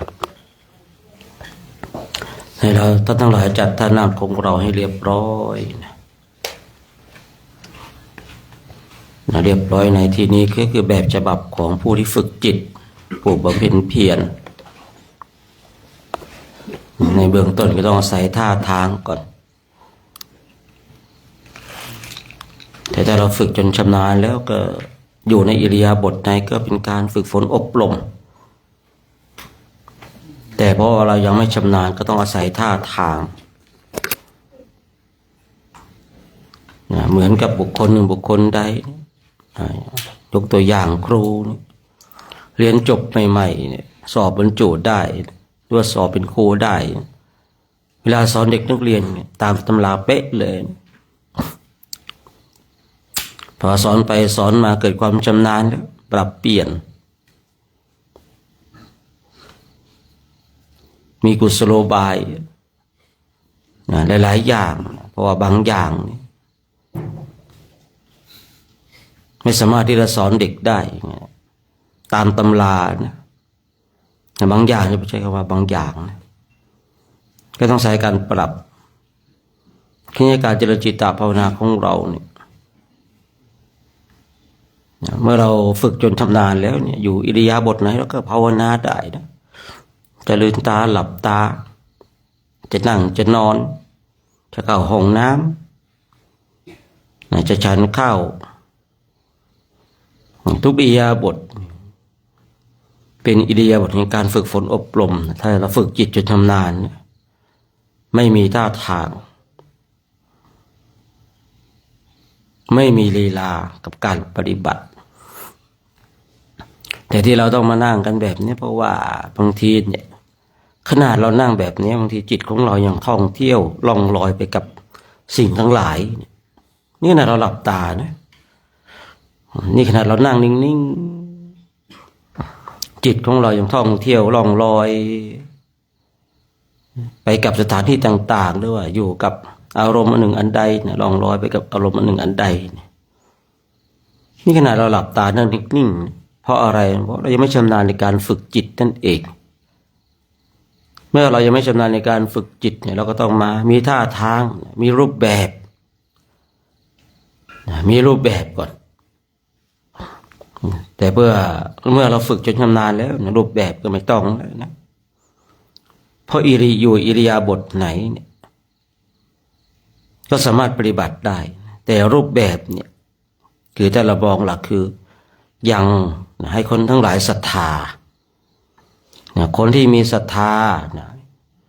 เห็นรูปแบบแล้วเนี่ยก็เพิ่มความศรัทธาบุคคลที่ไม่ศรัทธาเนี่ยเมื่อเห็นรูปแบบก็เกิดความศรัทธาทุกอย่างเนี่ยเริ่มต้นจากรูปแบบอย่างสมมติว่าเราเนี่ยสมมติเนาะเราฝึกฝนอบรมจิตตภาวนาชำนาญฝึกปฏิบัติทำกรรมฐานอยู่อิริยาบถไหนเราก็กำหนดมีสติมีสัมปชัญญะอยู่ตลอดเวลานี่เราก็นอนกำหนดไปแต่คนทั้งหลายไม่รู้นี่เขาเข้ามาเห็นพระนอนเต็มวัดเลยอย่างเนี้ย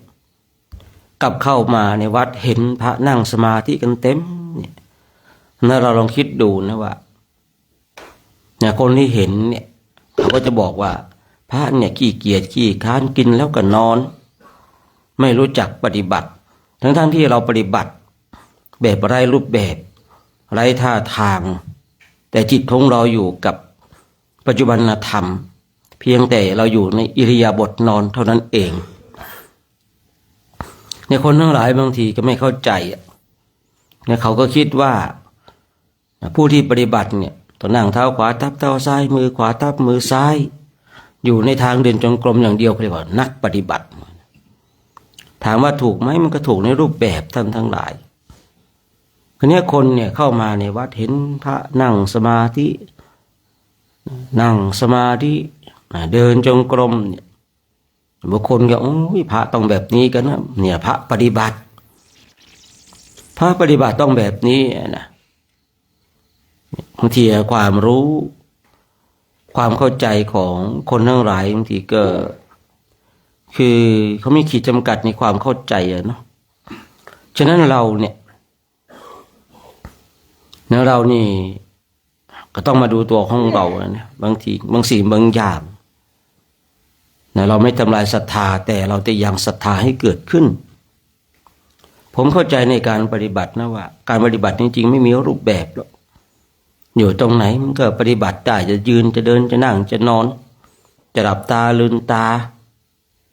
แล้วก็ปฏิบัติได้แต่คนทั้งหลายนี่สิเนี่ยบางทีเราก็ต้องยังศรัทธารักษาศรัทธาเราไม่ทำลายศรัทธาเราจึงจำเป็นต้องมาฝึกฝนอบรมมีรูปแบบกันอาศัยรูปแบบเพื่อให้เกิดศรัทธาแต่เราก็บวชมาไม่ได้หวังให้คนอื่นศรัทธานะแต่ว่าสิ่งหนึ่งคือเราไม่ได้ไปทำลายศรัทธาการบวชของเราเนี่ย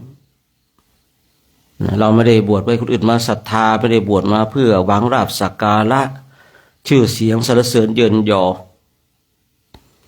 ใครจะศรัทธาเราหรือไม่ศรัทธาเราเป็นเรื่องของเขา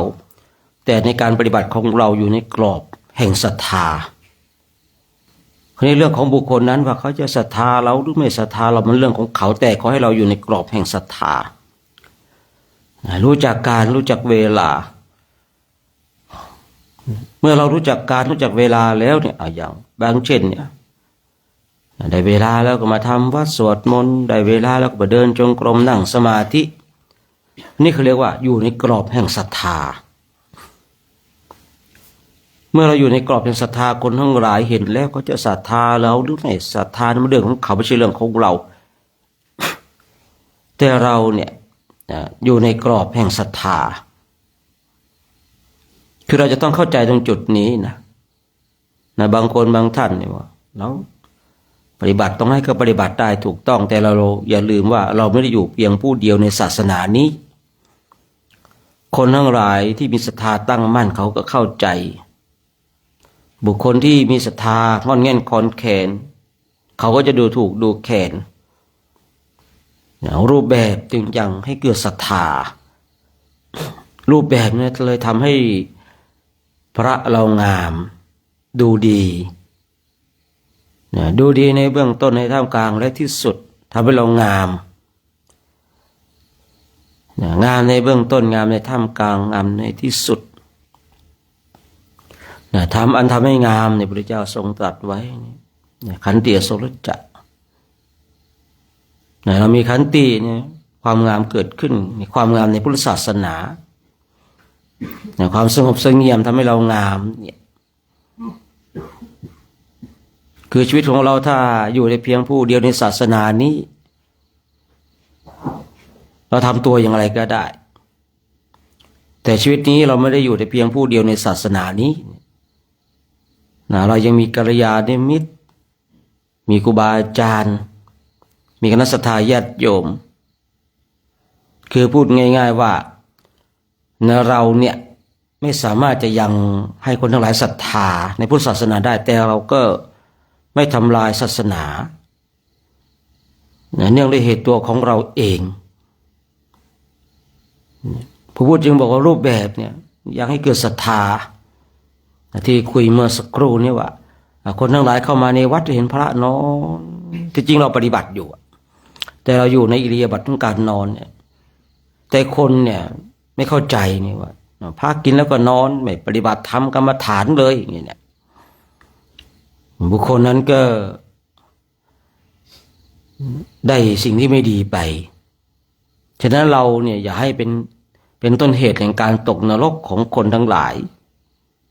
คือเราต้องเข้าใจตรงจุดนี้ด้วยนะแต่เมื่อเราทำดีถึงที่สุดแล้วเนี่ยคนทั้งหลายไม่เข้าใจเขาอยากจะตกนรกก็อันนี้เรื่องของเขาแหละนะแต่ในเบื้องต้นเนี่ยเราอย่าไปเป็นเหตุเนาะให้คนทั้งหลายได้ตกนรก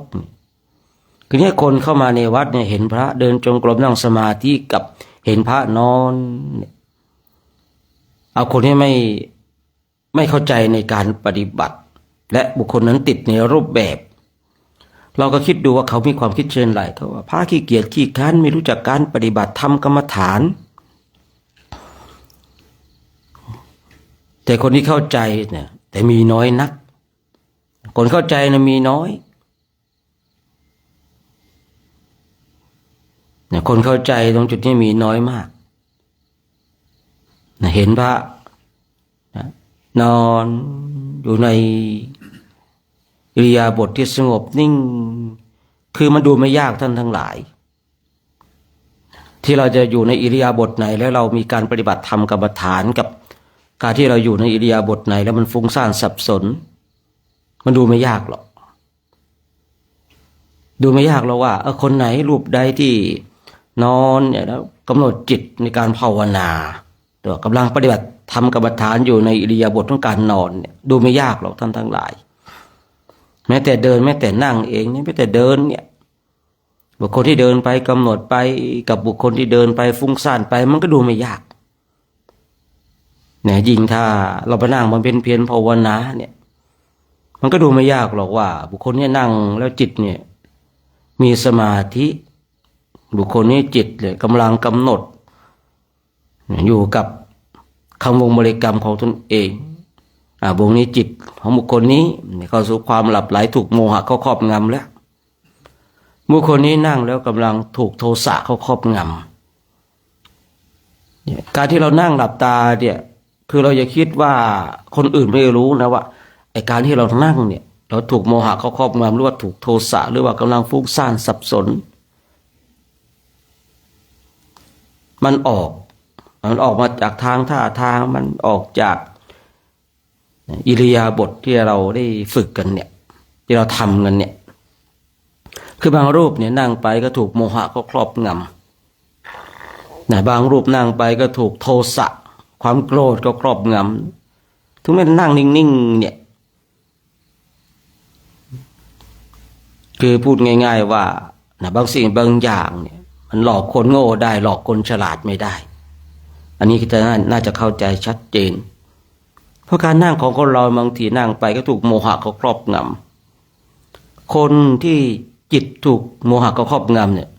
การท่านั่งของเขาก็จะมีลักษณะมีท่าทางมันบ่งบอกออกมาจากท่านั่งเนี่ยบางรูปบางคนเนี่ยนั่งไปภาวนาไปทุกโทสะก็ครอบงำเนี่ยยิ่งถ้าโทสะก็ครอบงำเนี่ยนะดูไม่ยากดูง่ายก็ไปอีกจิตของบุคคลใดเวลานั่งบำเพ็ญเพียรภาวนาถูกโทสะเขาครอบงำเนี่ยดูง่ายมากๆเลยนะโมหะนี่ก็ยังดูได้อยู่ยังง่ายอยู่นะแต่ว่าโทสะเนี่ยจิตของบุคคลใดถูกโทสะเขาครอบงำเนี่ยอันนี้ดูง่ายที่สุดเลยส่วนบางคนบางท่านนั่งเขาเป็นเปลี่ยนภาวนาถูกโลภะท่านั่งของบุคคลนั้นเนี่ยมันก็จะบ่งบอกเลยว่าเพราะว่าจิตมันส่งผลออกมาจิตของเราเนี่ยมันเกิดความโลภความโกรธความหลงมันก็ส่งผลมาที่กายทีนี้กายของเราเนี่ยมันได้รับมันส่งผลมาจากจิตของเราที่มันถูกความโลภความโกรธความหลงเขาครอบงำเช่นจิตของบุคคลนี้กำลังถูกโลภะอยากได้สิ่งนั้นสิ่งนี้เนี่ยท่านั่งของเขาก็จะเป็นมีลักษณะเพราะเกิดจากจิตของบุคคลนั้นเนี่ยคราวนี้เราฝึกฝนอบรมกันอย่างที่ได้กล่าวคนที่รู้เนี่ยมันมีน้อยเมื่อเรารู้เช่นนี้เราก็ต้องยังศรัทธาคนทั้งหลายเห็นแล้วเกิดบุญเกิดกุศลเพียงแต่เขาเห็นพระนั่งสมาธิเดินจงกรมนี่แหละพระปฏิบัติพระปฏิบัติต้องเป็นแบบนี้ไม่ใช่เข้าไปแล้วก็เจอแต่พระนอนพระปฏิบัติต้องแบบนี้ต้องเดินจงกรมนั่งสมาธิเนี่ยนี่คือความรู้ของคนทั่วไปเขาก็มีความคิดเช่นนี้มีความเข้าใจเช่นนี้คราวนี้เราท่านทั้งหลายนั่งแบบเนี้ยจิตของเราจะสงบหรือไม่สงบเนี่ยนี่ว่าอีกทีหนึ่งเขาไม่ได้มาเจาะลึกนะคนที่เห็นอิริยาบถของการนั่งสมาธิหรือเดินจงกรมเขาไม่ได้มาเจาะลึกว่าจิตของเราจะสงบหรือไม่สงบเพียงแต่เขาเห็นภายนอกเขาไม่ได้ดูภายใน เขาดูภายนอกว่าภายนอกเนี่ยเป็นผู้ที่ฝึกปฏิบัติธรรมกรรมฐานเนี่ยเพียงแต่เขาเห็นภายนอกก็ยังศรัทธาให้เกิดบุคคลที่มีความศรัทธาก็เพิ่มความศรัทธาบุคคลที่มีศรัทธาที่งอนแง่นคอนแคนก็จะได้ยังตนเองให้มีศรัทธาเพิ่มพูนบุคคลที่ไม่มีศรัทธาก็จะได้มีศรัทธาบอกโอ้นี่แหละพระเป็นพระต้องปฏิบัติเช่นนี้เนี่ยรูปแบบจึงเป็นสิ่งสำคัญแต่อย่างที่ได้กล่าวไว้นะบางทีเราก็ต้องรู้จักการรู้จักเวลาเมื่อเรารู้จักการรู้จักเวลาอันเหมาะสมแห่งการปฏิบัติธรรมกรรมฐานบางช่วงเราก็มาปฏิบัติด้วยกันมาเรียนรู้ในสภาวะธรรมสภาวะจิตด้วยกันบางช่วงเราก็แอบไปปฏิบัติหลบในการปฏิบัติเพราะมันจะมีอยู่คนอยู่กลุ่มหนึ่งเวลาเห็นพระเดินจงกรมนั่งสมาธิเขาก็บอกว่าเป็นพระเนี่ยปฏิบัติมาโชว์ให้เขาเห็นทำไมมันจะมีคนอยู่กลุ่มหนึ่งคนกลุ่มนี้เวลาเห็นพระเนี่ยได้สร้างคุณงามความดี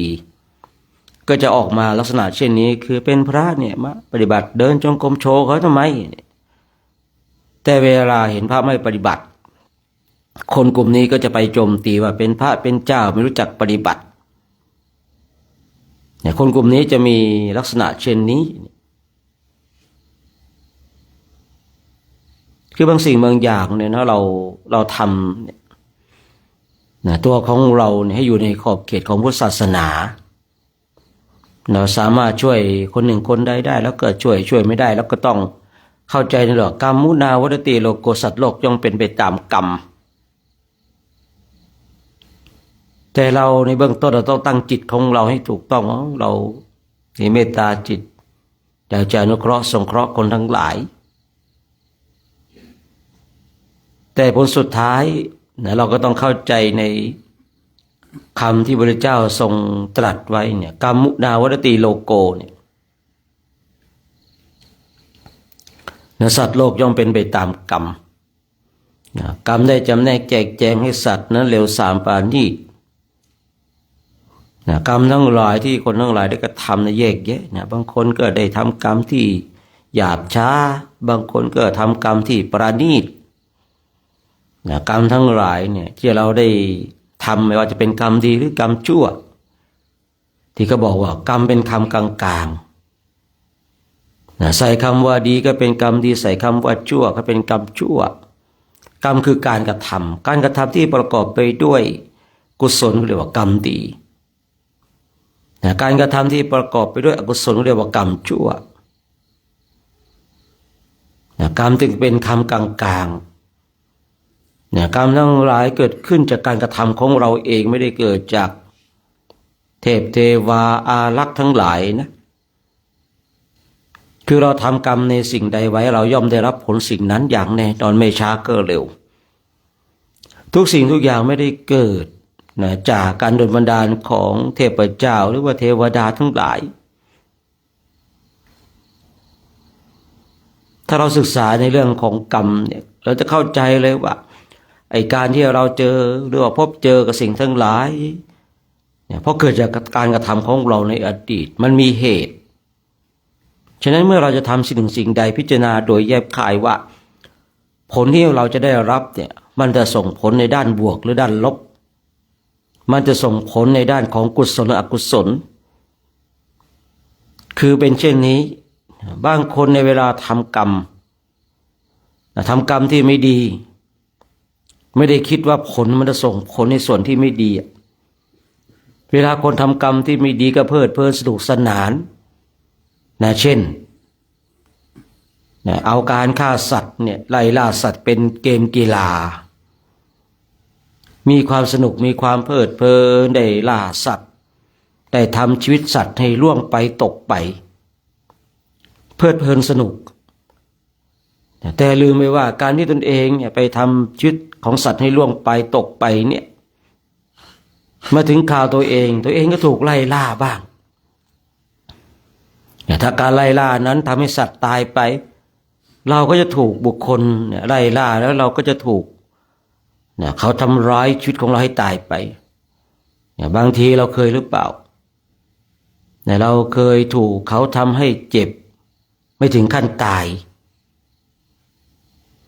เมื่อเราเจ็บปุ๊บเราก็บ่นอุ๊ยทำไมมันจะมีคำว่าทำไม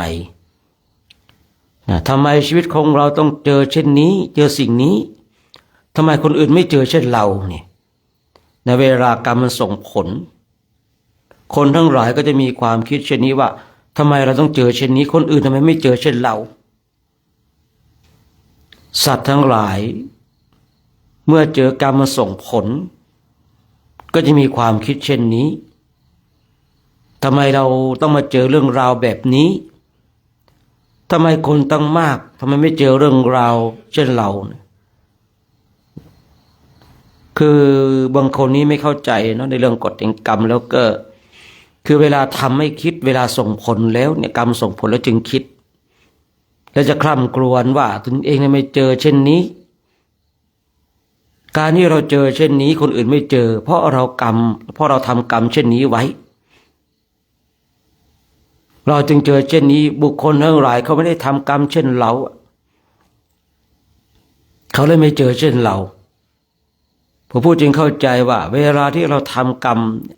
รมดีก็ตามกรรมไม่ดีก็ตามมันสนุกมันเพลิดเพลินเวลากรรมดีมาส่งผลเราก็มีความสุข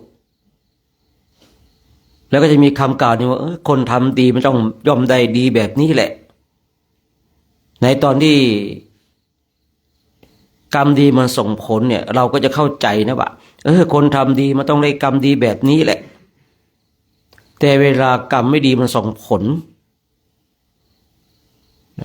บุคคลนั้นก็จะไม่คิดนะในเรื่องว่าตนเองเคยทำกรรมไม่ดีไว้แล้วก็จะมีการคำควรว่าชีวิตของเราจะไม่เป็นเช่นนี้ชีวิตของเราทำไมต้องเจอเรื่องราวแบบนี้คนอื่นทำไมไม่เจอเนี่ยบางทีก็จะโทษในเรื่องของการสร้างคุณงามความดี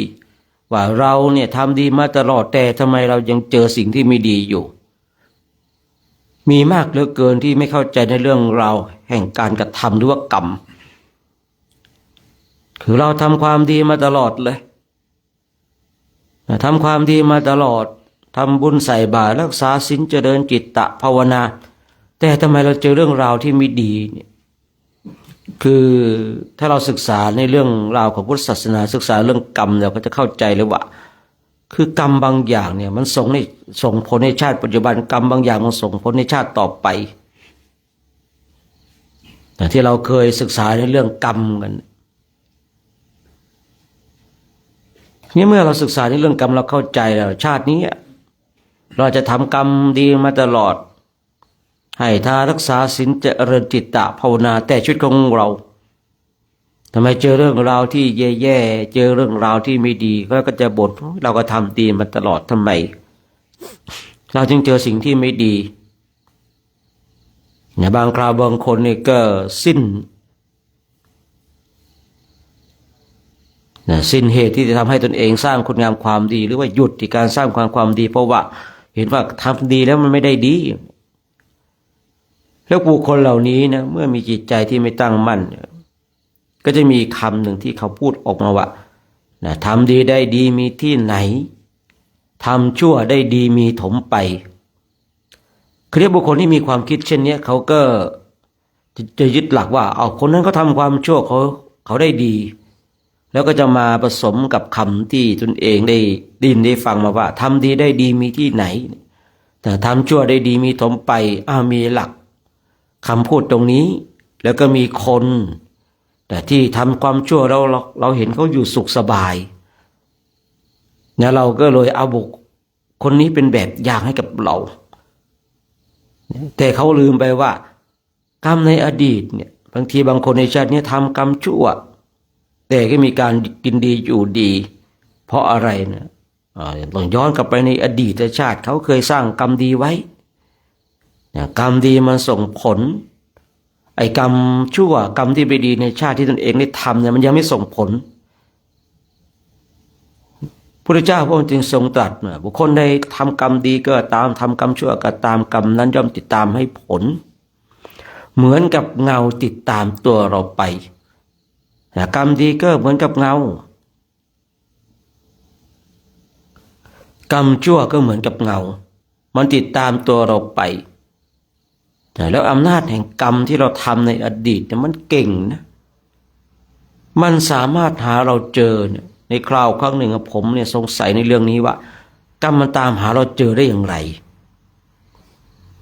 รูปร่างหน้าตาของเราในแต่ละชาติมันก็ไม่เหมือนไม่เหมือนเดิม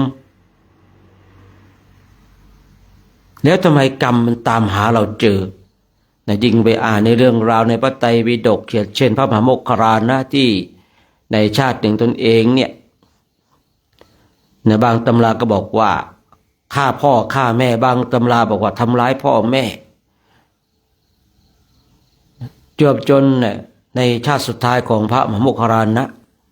ถูกกรรมที่ตนเองเนี่ยทำร้ายพ่อแม่ผ่านมาไม่รู้กี่ชาติผ่านมาไม่รู้กี่ชาติกรรมมันตามหาเจอได้อย่างไรเนี่ยผมนี่สงสัยนะสมัยก่อนเนี่ยคือเนี่ยสงสัยเนี่ยมันตามหาเจอได้อย่างไรถ้าในยุคปัจจุบันของเรามันมีเครื่องติดตามตัวมี GPS อะไรทั้งหลายแหล่เครื่องติดตามตัวมันตามหากันได้ตามหากันเจอแต่กรรมเนี่ยที่เราทำในอดีตไม่ว่าจะเป็นกรรมดีหรือกรรมชั่วมันตามหาเราเจอได้อย่างไรถ้าอย่างชาติที่แล้วเนี่ยมันตามหาเราเจอก็โอเคภพชาติมันใกล้กันแต่บางทีเนี่ยผ่านมาเป็น100 ชาติเนี่ยพันชาติแล้ว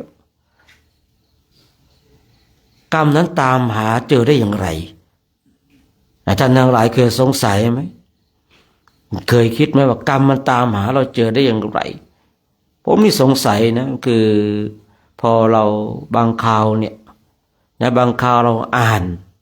พออ่านปุ๊บมันก็มีเครื่องสะกิดใจว่ามันตามเจอได้อย่างไรอย่างเงี้ยบางคราวเนี่ยบางความสงสัยมันก็เกิดจากการปฏิบัติเกิดจากการปฏิบัติแต่ในเรื่องนี้ว่ากรรมมันตามหาเราเจอได้อย่างไรอ่านพระไตรปิฎกเนี่ยอ่านไปพอเราศึกษาในเรื่องกรรมกรรมมันตามหาเจอได้อย่างไรเพราะว่ารูปร่างหน้าตาแม้แต่ชื่อของเราเองเนี่ยมันก็ไม่เหมือนเดิมรูปร่างในแต่ละชาติเนี่ยมันก็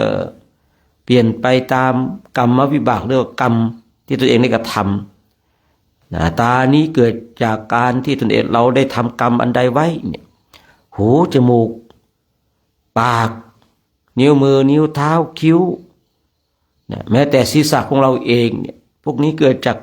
การที่เราได้ทำกรรมรูปร่างหน้าตาของเรายังมีการเปลี่ยนไปแม้แต่ชื่อของเราเองก็เปลี่ยนไปแล้วกรรมเนี่ยมันตามหาเราเจอได้อย่างไรนะสงสัยอยู่นานเมื่อสงสัยอยู่นานปุ๊บเมื่อได้คำตอบแล้วหายสิ้นสงสัยท่านทั้งหลายสิ้นสงสัยเลยว่ากรรมมันตามหาเราเจอได้อย่างไรไม่ว่าเราจะทำกรรมตั้งแต่เราเกิดมาเป็นคนก็ว่าได้ไม่รู้ว่ากี่หมื่นชาติกี่กับกี่กันกี่อสงไขยก็ไม่รู้กรรมมันตามหาเราเจออย่างแน่นอนถึงแม้ว่าเราเนี่ยจะทำกรรมมาแล้วเนี่ยผ่านมาแล้วเนี่ย4 อสงไขยสมมตินะอย่างพระพุทธเจ้าของเราเอาให้ชัดเจนเข้าใจง่ายๆเนี่ยแต่พระองค์เนี่ย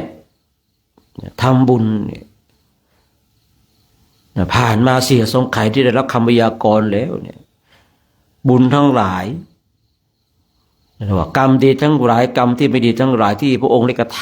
ำตามหาพระองค์เจอในประชาติสุดท้าย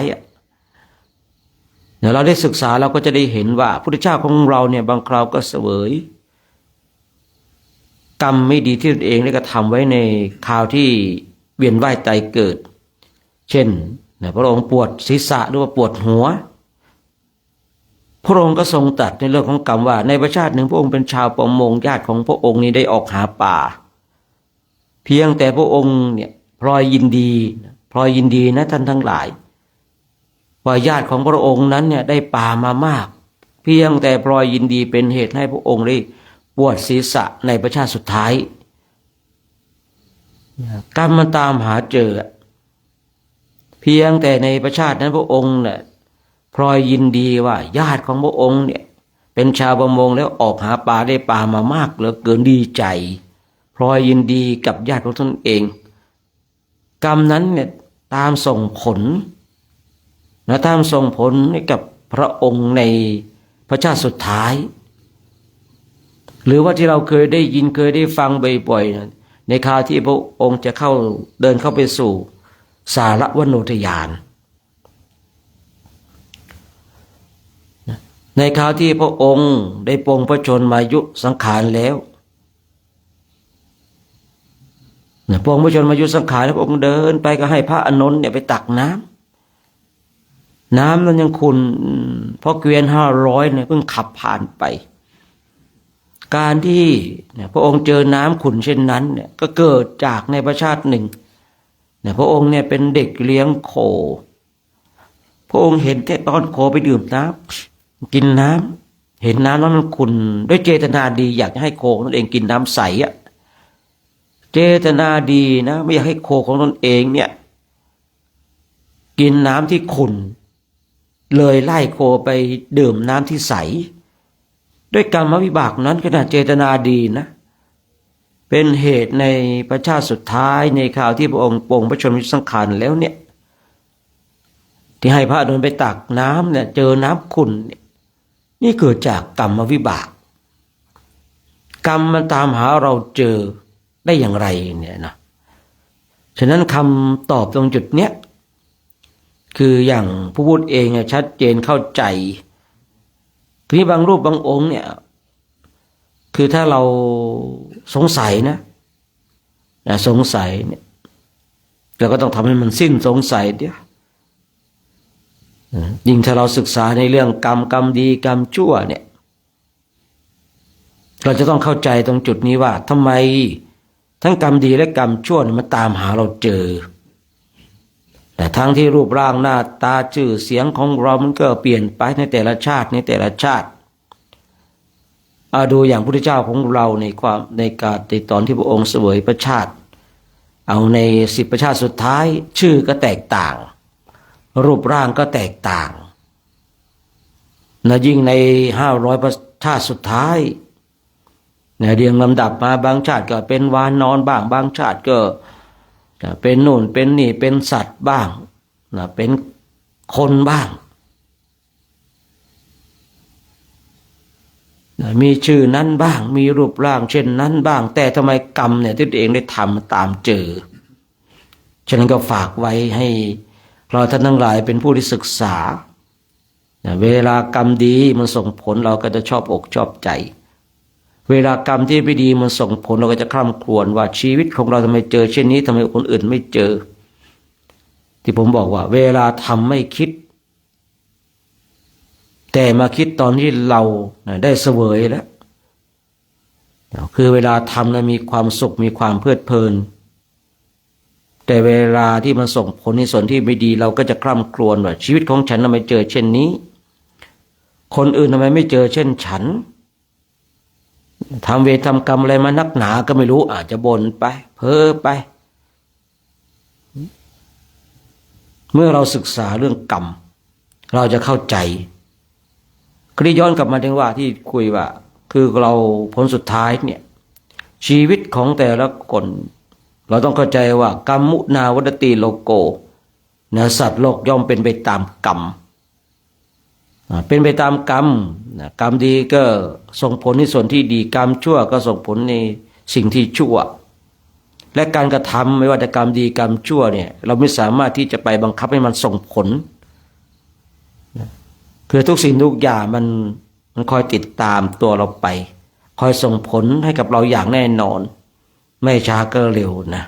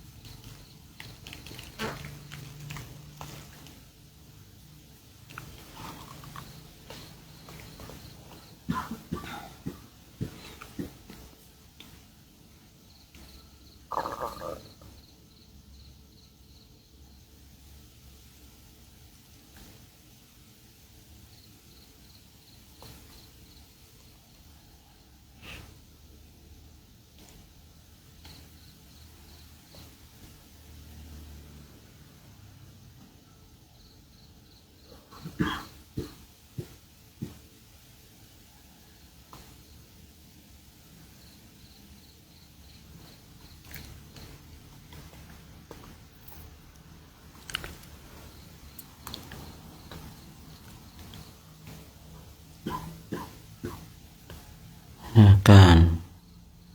เจริญจิตตภาวนาในช่วงภาคเช้าของวันนี้ก็สมควรแก่เวลานะให้เราท่านทั้งหลายทำความสึกตัวทั่วพร้อมน้อมจิตน้อมใจจิตที่เป็นบุญเป็นกุศลเราท่านทั้งหลายก็จะได้ร่วมกันแผ่เมตตาให้กับสรรพสัตว์ทั้งหลายที่เป็นเพื่อนทุกข์เกิดแก่เจ็บตายของเราสัตว์ใดที่มีความทุกข์ขอให้พ้นทุกข์นะสัตว์ใดที่มีความสุขขอให้สุขยิ่งขึ้นไปนะ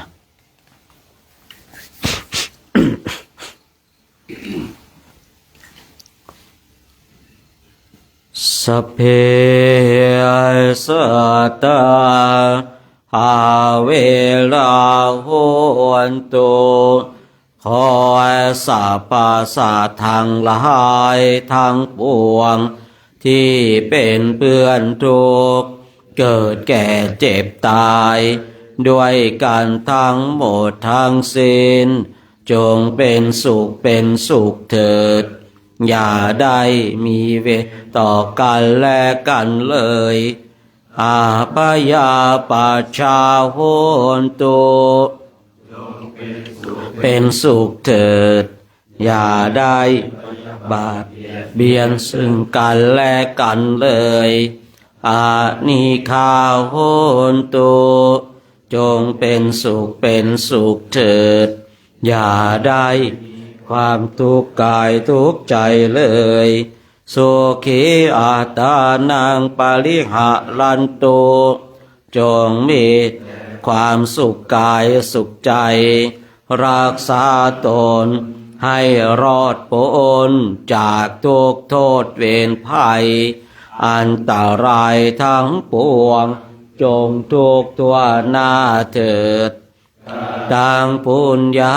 ภลังไมหังสาเพภาคิภวันตุเตสัตว์ทั้งหลายทั้งปวงเหล่านั้นจงเป็นผู้มีส่วนได้เสวยผลบุญที่ข้าพระเจ้าทั้งหลายได้บำเพ็ญแล้วนี้เถิ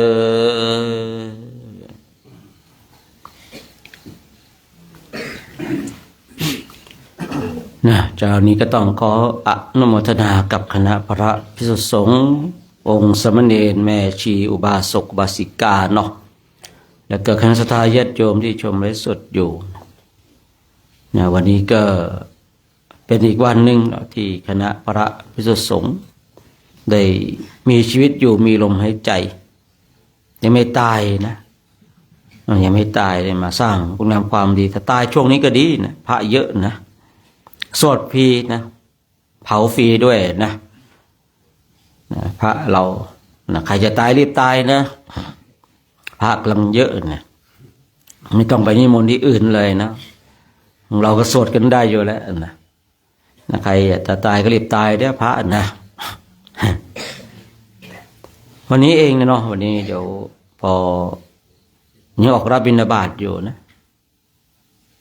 ก็สลับสายกันเนาะก็สลับสายเมื่อวานใครไปสายไหนก็เปลี่ยนเช่นกลุ่ม3กลุ่ม4เนี่ยก็สลับสายเดินกลุ่ม1กับกลุ่ม2เนี่ยเนาะที่แบ่งไว้เมื่อวานน่ะเนาะเรื่องของการบิณฑบาตก็บิณฑบาตจนก็กลับมาจากบิณฑบาตนะใครกลับมาก่อนก็น่าจะเก็บเต็นท์ได้เลยนะเก็บเต็นท์แล้วเก็บไปวางไว้นู้นในร่มทางนู้นแต่ยังฉันข้าวในบาตรอยู่นะคือเราอย่างนี้ท่านทั้งหลายพอในแต่ละวันในการเก็บเต็นท์เนี่ยก็ต้องฟังพาเจ้าหน้าที่เขาด้วยนะว่าสมควรจะเก็บเวลาไหนอย่างไรแต่วันเนี้ยถ้ากลุ่มไหนมาถึงก่อนก็เก็บก่อนเก็บเต็นท์แล้วก็ไปวางไว้ในร่มตรงนู้นนะพอมาพร้อมแล้วก็สัญญาณระฆังก็จะดังพอดังปุ๊บเราก็ถือบาตรมาเตรียมตัวฉันข้าวฉันข้าวอิ่มปุ๊บเราก็ไปเก็บบริขารของเราใส่บาตรเตรียมตัวรอเสียงสัญญาณระฆัง คือบริการของเรานี่เห็นซื้อกันจังเลยนะไอ้ตอนนี้ก็อยากได้อะเนาะเดี๋ยวเถอะถ้าเข้าใจไม่ได้ให้ใส่รถนะ ไม่รู้ว่าถ้ารู้ว่าองค์ไหนแอบไปใส่รถเนี่ย จะหลอกไปเดินหลอกจนให้ไปถึงวัดดอยเทพนิมิตรแล้วก็จะมีรายชื่อไม่ผ่านนะเช่นอรุณอย่างเงี้ยนะอรุณเนี่ยแบบเรารุ่นเก่าแล้วนี่เราเก่าเกมแล้วอย่างเงี้ยนะนี่รู้จักแล้วเลยของเยอะเกินไปแอบไปฝากพี่ทองแดงดีกว่าเนี่ยนะ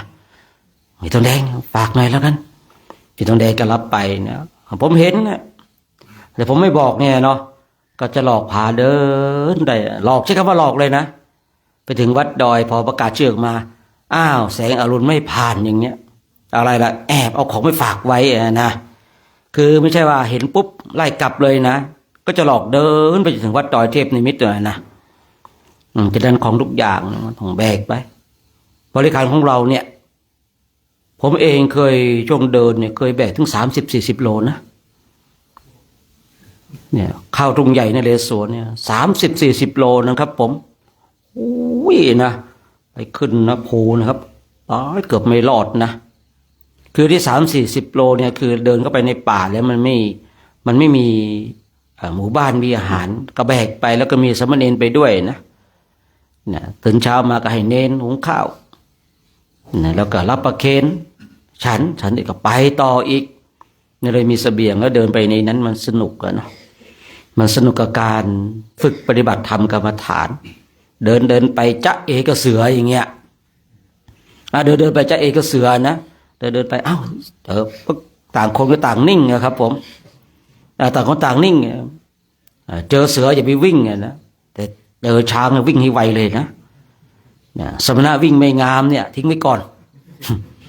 ก็บอกว่าสมณะวิ่งเลยไม่งามถ้าเจอช้างเนี่ยนะวิ่งให้ไวเลยนะครับผมช้างเนี่ยไม่สนใจแต่ถ้าเสือเนี่ยถ้าเรานิ่งนะครับมันจะไม่กล้าเสือเนี่ยมันไม่กล้าแต่ถ้าเราวิ่งมาไล่นะเดี๋ยวมันไล่ตะคุบเลยมันเพราะเสือสัญชาตญาณมันก็กลัวภัยเหมือนกันถ้าเรายืนนิ่งๆนะครับมันไม่กล้ามันก็คิดว่าโอ้ยไอตัวเนี้ยไอหัวโล้นๆเนี่ยไอผมแบบเนี้ยมันคงจะมีกำลังเยอะมันจึงไม่หนีเราไงมันจึงไม่หนีไอหัวโล้นๆไม่มีคิ้วแบบเนี้ยนะแต่งตัวละลุงลังเนี่ยนะจีวรละลุงลังเนี่ยบางทีเนาะโอ้ยตัวนี้น่ากลัวโตๆด้วยนะพวกนี้เราห่มจีวรนะผืนโตๆเนาะโตๆถ้ามันมีกำลังไม่มากมันคงวิ่งหนีเราแล้วนั่นแสดงว่ามันมีกำลังเนี่ยแต่เราห้ามเพราะเสือมันเก่งนะมันสัญชาตญาณเนี่ยมันสามารถรู้ได้นะว่าเรากลัวหรือไม่กลัวนะนี่ว่าจ้องตาเสือเนี่ยว่าจ้องกันถ้าเรายืนนิ่งๆไม่แสดงอาการกลัวหรือสั่นนะแล้วเสือมันถอยครับมันไม่กล้าเพราะมันก็กลัวเราเหมือนกันนะแต่ถ้าเราวิ่งนะครับผมเรียบร้อยวิ่งหนีไม่พ้นหรอกครับระหว่าง2 เท้ากับ4 เท้านะระหว่างเจ้าป่ากับพระเนี่ยวิ่งหนีไม่พ้นหรอกครับแต่ช้างเนี่ยเห็นปุ๊บเนี่ยแป้มอะไรนะครับถ้าหางจุกตูดโหตั้งเนี่ยไปไวเลยนะครับผมช้างนี่จะหางมันจุกตูดนะแล้วโหมันตั้งนะครับผมวิ่งให้ไวเลยนะครับวิ่งให้ไวเลยนะถ้าไม่วิ่งนะตายครับโดนเหยียบตายเจอช้างให้วิ่งครับก็บอกว่าสมณะวิ่งไม่งามเอาไว้ก่อนเนาะไม่งามนี่ไว้ก่อนนะไม่งามไว้ก่อนเพราะว่ากับบางอย่างเนาะบางอย่างเนี่ยเจอเสือเจอหมีเนี่ยเขาว่าเจอหมีแกล้งตายเอาที่ไหนมาพูดก็ไม่รู้นะ ผมเจอตั้งแต่เด็กนะผมว่าเจอหมีให้แกล้งตายหมีมันโง่ขนาดนั้นเลยนะไม่ได้นะหมีเนี่ยผมไม่เคยเจอต่อหน้านะแต่ว่าเพียงแต่เจอเล็บมันก็เลยไม่รู้ว่าเวลาเจอหมีเนี่ยจะต้องยืนดูกับมันหรือวิ่งหนีนะอันนี้ไม่รู้นะแต่ถ้าช้างกับเสือเนี่ยมีประสบการณ์ แต่หมีเนี่ยไม่เคยเจอนะเจอแต่รอยมันที่มันไปจัดการต้นตะเคอก็มีแต่ต้นตะเคอเนี่ยมันอาฆาตกันมีเรื่องเล่าอยู่นะถ้าเล่านี่ก็จะไปกันใหญ่อะเนาะมีก็ตะเคอมันเป็นศัตรูกันถ้าต้นตะเคอเนี่ยถ้ามีไปเจอมันจะข่วนครับเหตุของเหตุนะคือเทวดาที่สิงต้นตะเคอมันแกล้งหมีอะเนาะมันแกล้งหมีประมาณนั้นน่ะย้อนกลับมาจะไปนู่นนะเนาะถึงตรงไหนแล้วไหมเนี่ยถ้ากลับมาพอเราฉันข้าวพอสิ้นดีนเสียงสัญญาณระฆังนะเราก็มาสวดมนต์นิดหน่อยพร้อมอาหารพร้อมแล้วเราก็จะฉันอาจจะ8 โมง 9 โมงก็ดูความพร้อมอีกทีหนึ่งนะเพราะว่าช่วงเดินเนี่ย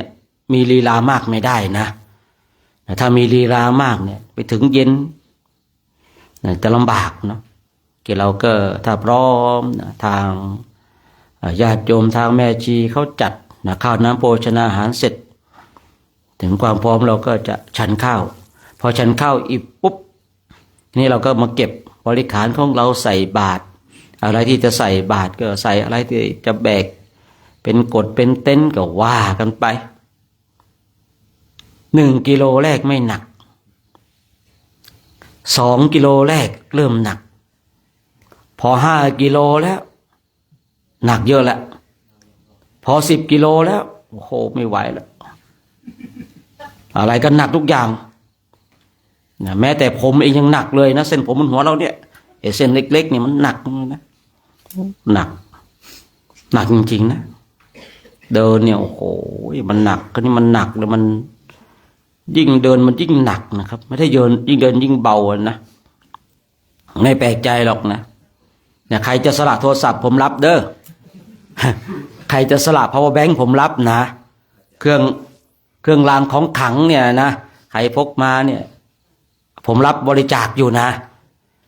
ใครโทรศัพท์มันหนักแล้วไม่ไหวแล้วเดี๋ยวจบโครงการที่ซื้อใหม่ไงบริจาคผมได้นะส่วนเนี่ยมีอยู่ปีหนึ่งนะถวายรองเท้ามาถุงเท้าไม่ใช่รองเท้าไอ้ตอนหนาวมันก็เห็นความสำคัญนะครับผมตอนหนาวเห็นความสำคัญแต่พอร้อนขึ้นมาไม่เห็นความสำคัญก็เนี่ยแบบจะเอาไปให้พระเจ้าหน้าที่เก็บก็กลัวถูกตำหนิจะเอาไปทิ้งในถุงขยะก็กลัวเขาเห็นเดี๋ยวของใครเนี่ยใช้ของไม่ดีเอาไปแอบไว้ที่ใบไม้สักไปสักมันใหญ่เนาะแล้วมันก็ห่อพุ่มมาแห้งแล้วอะแล้วถุงเท้าของเราก็สีมาคล้ายใบสักกันนะเอาไปซ่อนไว้ตรงนั้นพระเจ้าหน้าที่ก็ตาดีนะไปเจออีกนะไปเจอแบบโอ้โหนะกว่าจะหาเจ้าของเจอนะไม่ได้หรอกนะเพราะว่าในยุคปัจจุบันเนี่ยมันหาง่ายเนาะกล้องจิ๋วมันเยอะนะเนี่ยผมไปวัดนะเดี๋ยวนี้ไปที่ไหนเนี่ยจะนั่งฉี่นี่ต้องดูก่อนนะต้องสำรวจดูเลยนะอย่าไปนั่งฉี่สุ่ม4 สุ่ม 5ได้ไปโชว์เขาได้ยุ่งเลยนะเจ้าวาดไปเปิดดูโอ้โหนะไม่ได้นะคุณจะไปบูชาไฟเนี่ยคุณบูชา4 สุ่ม 5คุณต้องดูให้หมดนะดูมีอะไรหรือเปล่ามีหรือเปล่าเนาะนั่นแหละเนี่ยบางกล้องบางตัวเขาก็ตั้งไว้ติดตามตัวนี่เราเดินมันก็ตามเราใช่หรือเปล่านะบางตัวมันไม่ได้ติดตามตัวเนี่ยมันเห็นเฉพาะช่วงที่เราอยู่ในรัศมีของเขาถ้าไปตรงไหนต้องระวังนะต้องระวังกล้องให้ดีนะระวังกล้องให้ดีนะกล้องจิ๋วมันเยอะปาปารัสซี่มันเยอะนะที่ปลอดภัยที่สุดคือห้องน้ำแต่เดี๋ยวนี้ก็มีข่าวนะว่าเขากล้องไปติดในห้องน้ำนะมีข่าวอีกนะที่เรียกว่าห้องน้ำปลอดภัยเนี่ยเดี๋ยวมีกล้องติดห้องน้ำอีกนะอย่างผมมันเข้าไปในห้องน้ำเนี่ยผมก็ต้องปิดไฟให้หมดก่อนนะมันมีตรงแสงแดงๆตรงไหนหรือเปล่านะไม่ได้หรอกนะไปมาชีวิตนี้อยู่ที่ความหวาดระแวงไปแล้วนะ ว่ากันไปเนาะคราวนี้เมื่อเราเก็บบริขารเสร็จเราก็ได้ยินเสียงสัญญาณระฆังแล้วเราก็มาสวดมนต์ไหว้พระก่อนที่เราจะออกเดินทางเราก็มาสวดที่นี่เนาะมาสวดมนต์ที่นี่เราก็เอาบาตรเอากฎของเรามาที่นี่เลยพอช่วงเราได้ยินเสียงสัญญาณระฆังนะในช่วงเดือนเราจะออกเดินเมื่อได้ยินเสียงสัญญาณระฆังแล้วเนี่ยแต่ละกลุ่ม ขออาสาสมัคร กลุ่มละ1 รูปนะกลุ่มละ1 รูปนะมี4น่าจะเพียงพออยู่มั้งนะไปทำความสะอาดไปดูแลความสะอาดของห้องน้ำแล้วก็เก็บเศษขยะ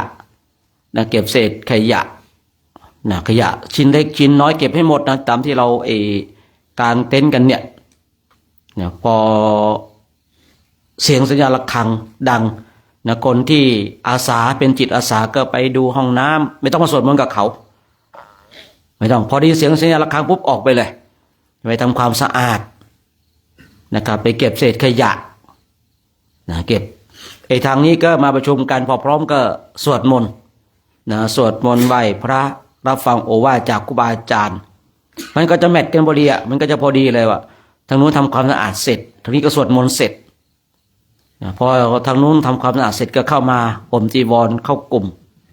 นะครับก็เข้ากลุ่มแล้วเราก็จะออกเดินกันคราวนี้ออกเดินไปแล้วไปถึงที่พักนะเราก็พักกันเป็นกลุ่มนะครับพักกันเป็นกลุ่มเมื่อไปถึงที่พักอย่างวันเนี้ยเราไปถึงที่วัดนี่นะวันพรุ่งนี้เนี่ยแต่ละวันนะในแต่ละวันเนี่ยเริ่มต้นจากกลุ่ม1ก่อนจัดที่ล้างบาตรจัดที่ล้างบาตรแล้วก็ดูแลความสะอาดของที่ล้างบาตรด้วยนะจะต้องเตรียมกระมังไปเตรียมถังไปฝงซักฟอกไปหรือว่าไม่รู้ที่ล้างบาตรอะนะครับดูที่ใส่เศษขยะพรุ่งนี้เริ่มต้นจากกลุ่ม1แล้วก็กลุ่ม2กลุ่ม3กลุ่ม4นะสับเปลี่ยนหมุนเวียนทุกวันนะในแต่ละกลุ่มแล้วก็ไปเคลียร์ความสะอาดด้วยในแต่ละกลุ่มเนาะช่วงที่ตนเองได้เวรในเรื่องของการจัดที่ล้างบาตรนะครับคือพูดง่ายๆว่าตอนเช้าเนี่ยอย่างสมมติวันเนี้ยเนี่ยอย่างสมมตินะเราไปถึงที่โดนแล้วเนี่ยลงเช้าอีกวันนึงเนี่ยเราก็เตรียมแล้วดูแล้วว่าเราจะไปจัดที่ล้างบาตรตรงไหนเหมาะสมนะถ้าว่าเราไปพักตามวัดในวัดนั้นเขาจัดไปให้แล้วก็กลุ่มนั้นก็โชคดีไปแต่ก็ต้องไปดูแลความสะอาดนะครับก็จะประมาณนี้เนาะจะประมาณนี้มีใครสงสัยอะไรยังไงไหมมีไหมเอ่ยเนี่ยเวลาให้สงสัยถามให้ถามนะแล้วเวลานั้นผมไม่รู้ครับเนี่ยแท้นะผมไม่รู้ครับนะฮะลืมว่าจะถามว่าอ้าวลืมไปแล้วลืมไปซะแล้วนะฟังโมเยอะเกินไปลืมเลยนะฟังฉะนั้นก็ค่อยๆกันไปเนาะค่อยปรับกันไปช่วยเหลือกันอนุเคราะห์กันนะยังไงก็บริขารของเรานะเนี่ยก็คือที่ให้เราแบ่งกันเราจะได้รู้แล้วเราก็จะได้มีกำลังด้วยนะแต่พอไปถึงอินเดียแล้วนะสบายครับมีรถ10 ล้อคันหนึ่งนะของอะไรก็สบายคือไปอินเดียเราไปภาวนาแต่ที่เราอยู่ในประเทศไทยตอนนี้เราเดินตรงเนี้ยคือเราต้องดูว่าร่างกายเป็นอย่างไรกับหลวงพี่อ้วนๆครูบาอ้วนๆเนี่ยไปซะแล้วนะหายใจหรือเปล่าไม่รู้นะดูแลกันด้วยเด้อนะดูแลกันด้วยกันแล้วกันถือว่ากลุ่มที่3เนี่ยโชคดีนะมีพระไม่ทันไรความดันขึ้นแล้วเนาะถูกเห็นฉันเข้าลอยๆอยู่ได้แท้นะเห็นก็อยู่ระดับไม่น่าเลยนะเอาละเนาะฉะนั้นเช้าวันนี้ก็คงพูดคุยไว้เพียงเท่านี้นะก็ขออนุโมทนาสาธุการกับคณะพระภิกษุสงฆ์องค์สมเด็จผมกับแม่ชีอุบาสกอุบาสิกาและก็คณะสัตยาญาติโยมที่ชมและสดอยู่นะขออนุโมทนาสาธุการบุญใดกุศลใดที่เราท่านทั้งหลายได้กระทำก็ขอให้บุญนั้นกุศลนั้นจงนำพาให้ท่านทั้งหลายจงมีความสุขมีความสงบมีความร่มเย็นเมื่อเราได้ออกฝึกปฏิบัติทางกรรมฐานก็ขอให้ได้บรรลุมรรค4ผล4นิพพาน1ทุกคนทุกท่านด้วยเถิดต่อไปเดี๋ยวเรากราบพระพร้อมกันฮะที่ว่าจะไปล้างน้ำส่งไปกลุ่ม2เพราะว่ามัน2 ครั้งเนาะ2อ่ะมันเยอะเกินเหรอเยอะเกินแล้วป่ะ2 กับ 2นะ เนี่ย2 กับ 2ถ้าผมเดินไปดูแล้วห้องน้ำไม่สะอาด เก็บขยะนะเก็บขยะไม่หมดเนี่ยนะ เราจะเริ่มต้นจากการที่ว่าพอเลิกจากธรรมสวดมนต์เย็นนะวันแรกของงานจะเอาให้สวดมหาสมัย คืออย่างสมมติว่าตอนเย็นเนี่ยตอนกลางคืนเนี่ยเรารับฟังโอวาทจากพระเดชพระคุณหลวงพ่อจบปุ๊บกราบพระไหว้พระกลุ่มที่แบบผิดพลาดเนาะเริ่มต้นจากการสวดมหาสมัยคือกล่อมเพื่อนนอนนะไม่รู้ว่ากลุ่มไหนจะโดนมหาสมัยก่อนเนาะเจอว่ากันไปเนาะเดี๋ยวเขาขึ้นเนาะกลุ่มละ2 ก็ 2นะรุ่นเขาขอ2นะครับไม่ไปดูกันเองนะไม่มีการตกลงเคลียร์กันเองนะเคลียร์กันเองร่วมกันรับผิดชอบทั้งหมดนะร่วมกันรับผิดชอบทั้งหมดขยะรอบๆเต็นท์ด้วยใช่ไหมครับหมดเลยสินะหมดทั้งกรอบเต็นท์ของบ้านเจ้าหน้าที่รับผิดชอบนะนะครับคือการที่เราไปดูแลห้องน้ำเนี่ยคือแบ่งกันนะไม่ใช่ว่ากลุ่มนั้นกลุ่ม1ไปตรงนู้นกลุ่ม2ไปตรงนี้ไม่เอาช่วยกันนะรับผิดชอบร่วมกันเนาะ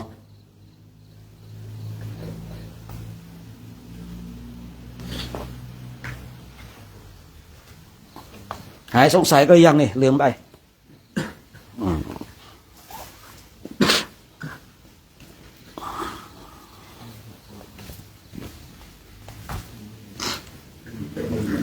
อะระหังสัมมาสัมพุทโธภะคะวะ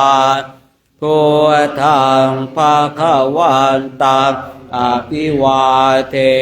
มิสวากขาโตภะคะวะตาธัมโมธัมมังนามัสสามิสุปฏิปันโนภะคะวะโตสาวกสังโฆสังฆังนามามิมหาตาปิตุโกนะอะหังวันทามิคุโรอุปชาอาจาริยคุณังอะหังวันทามิน้อมจิตน้อมใจกราบคุณครูบาอาจารย์พร้อมกัน3 ครั้งพร้อมแล้วกราบกราบกราบ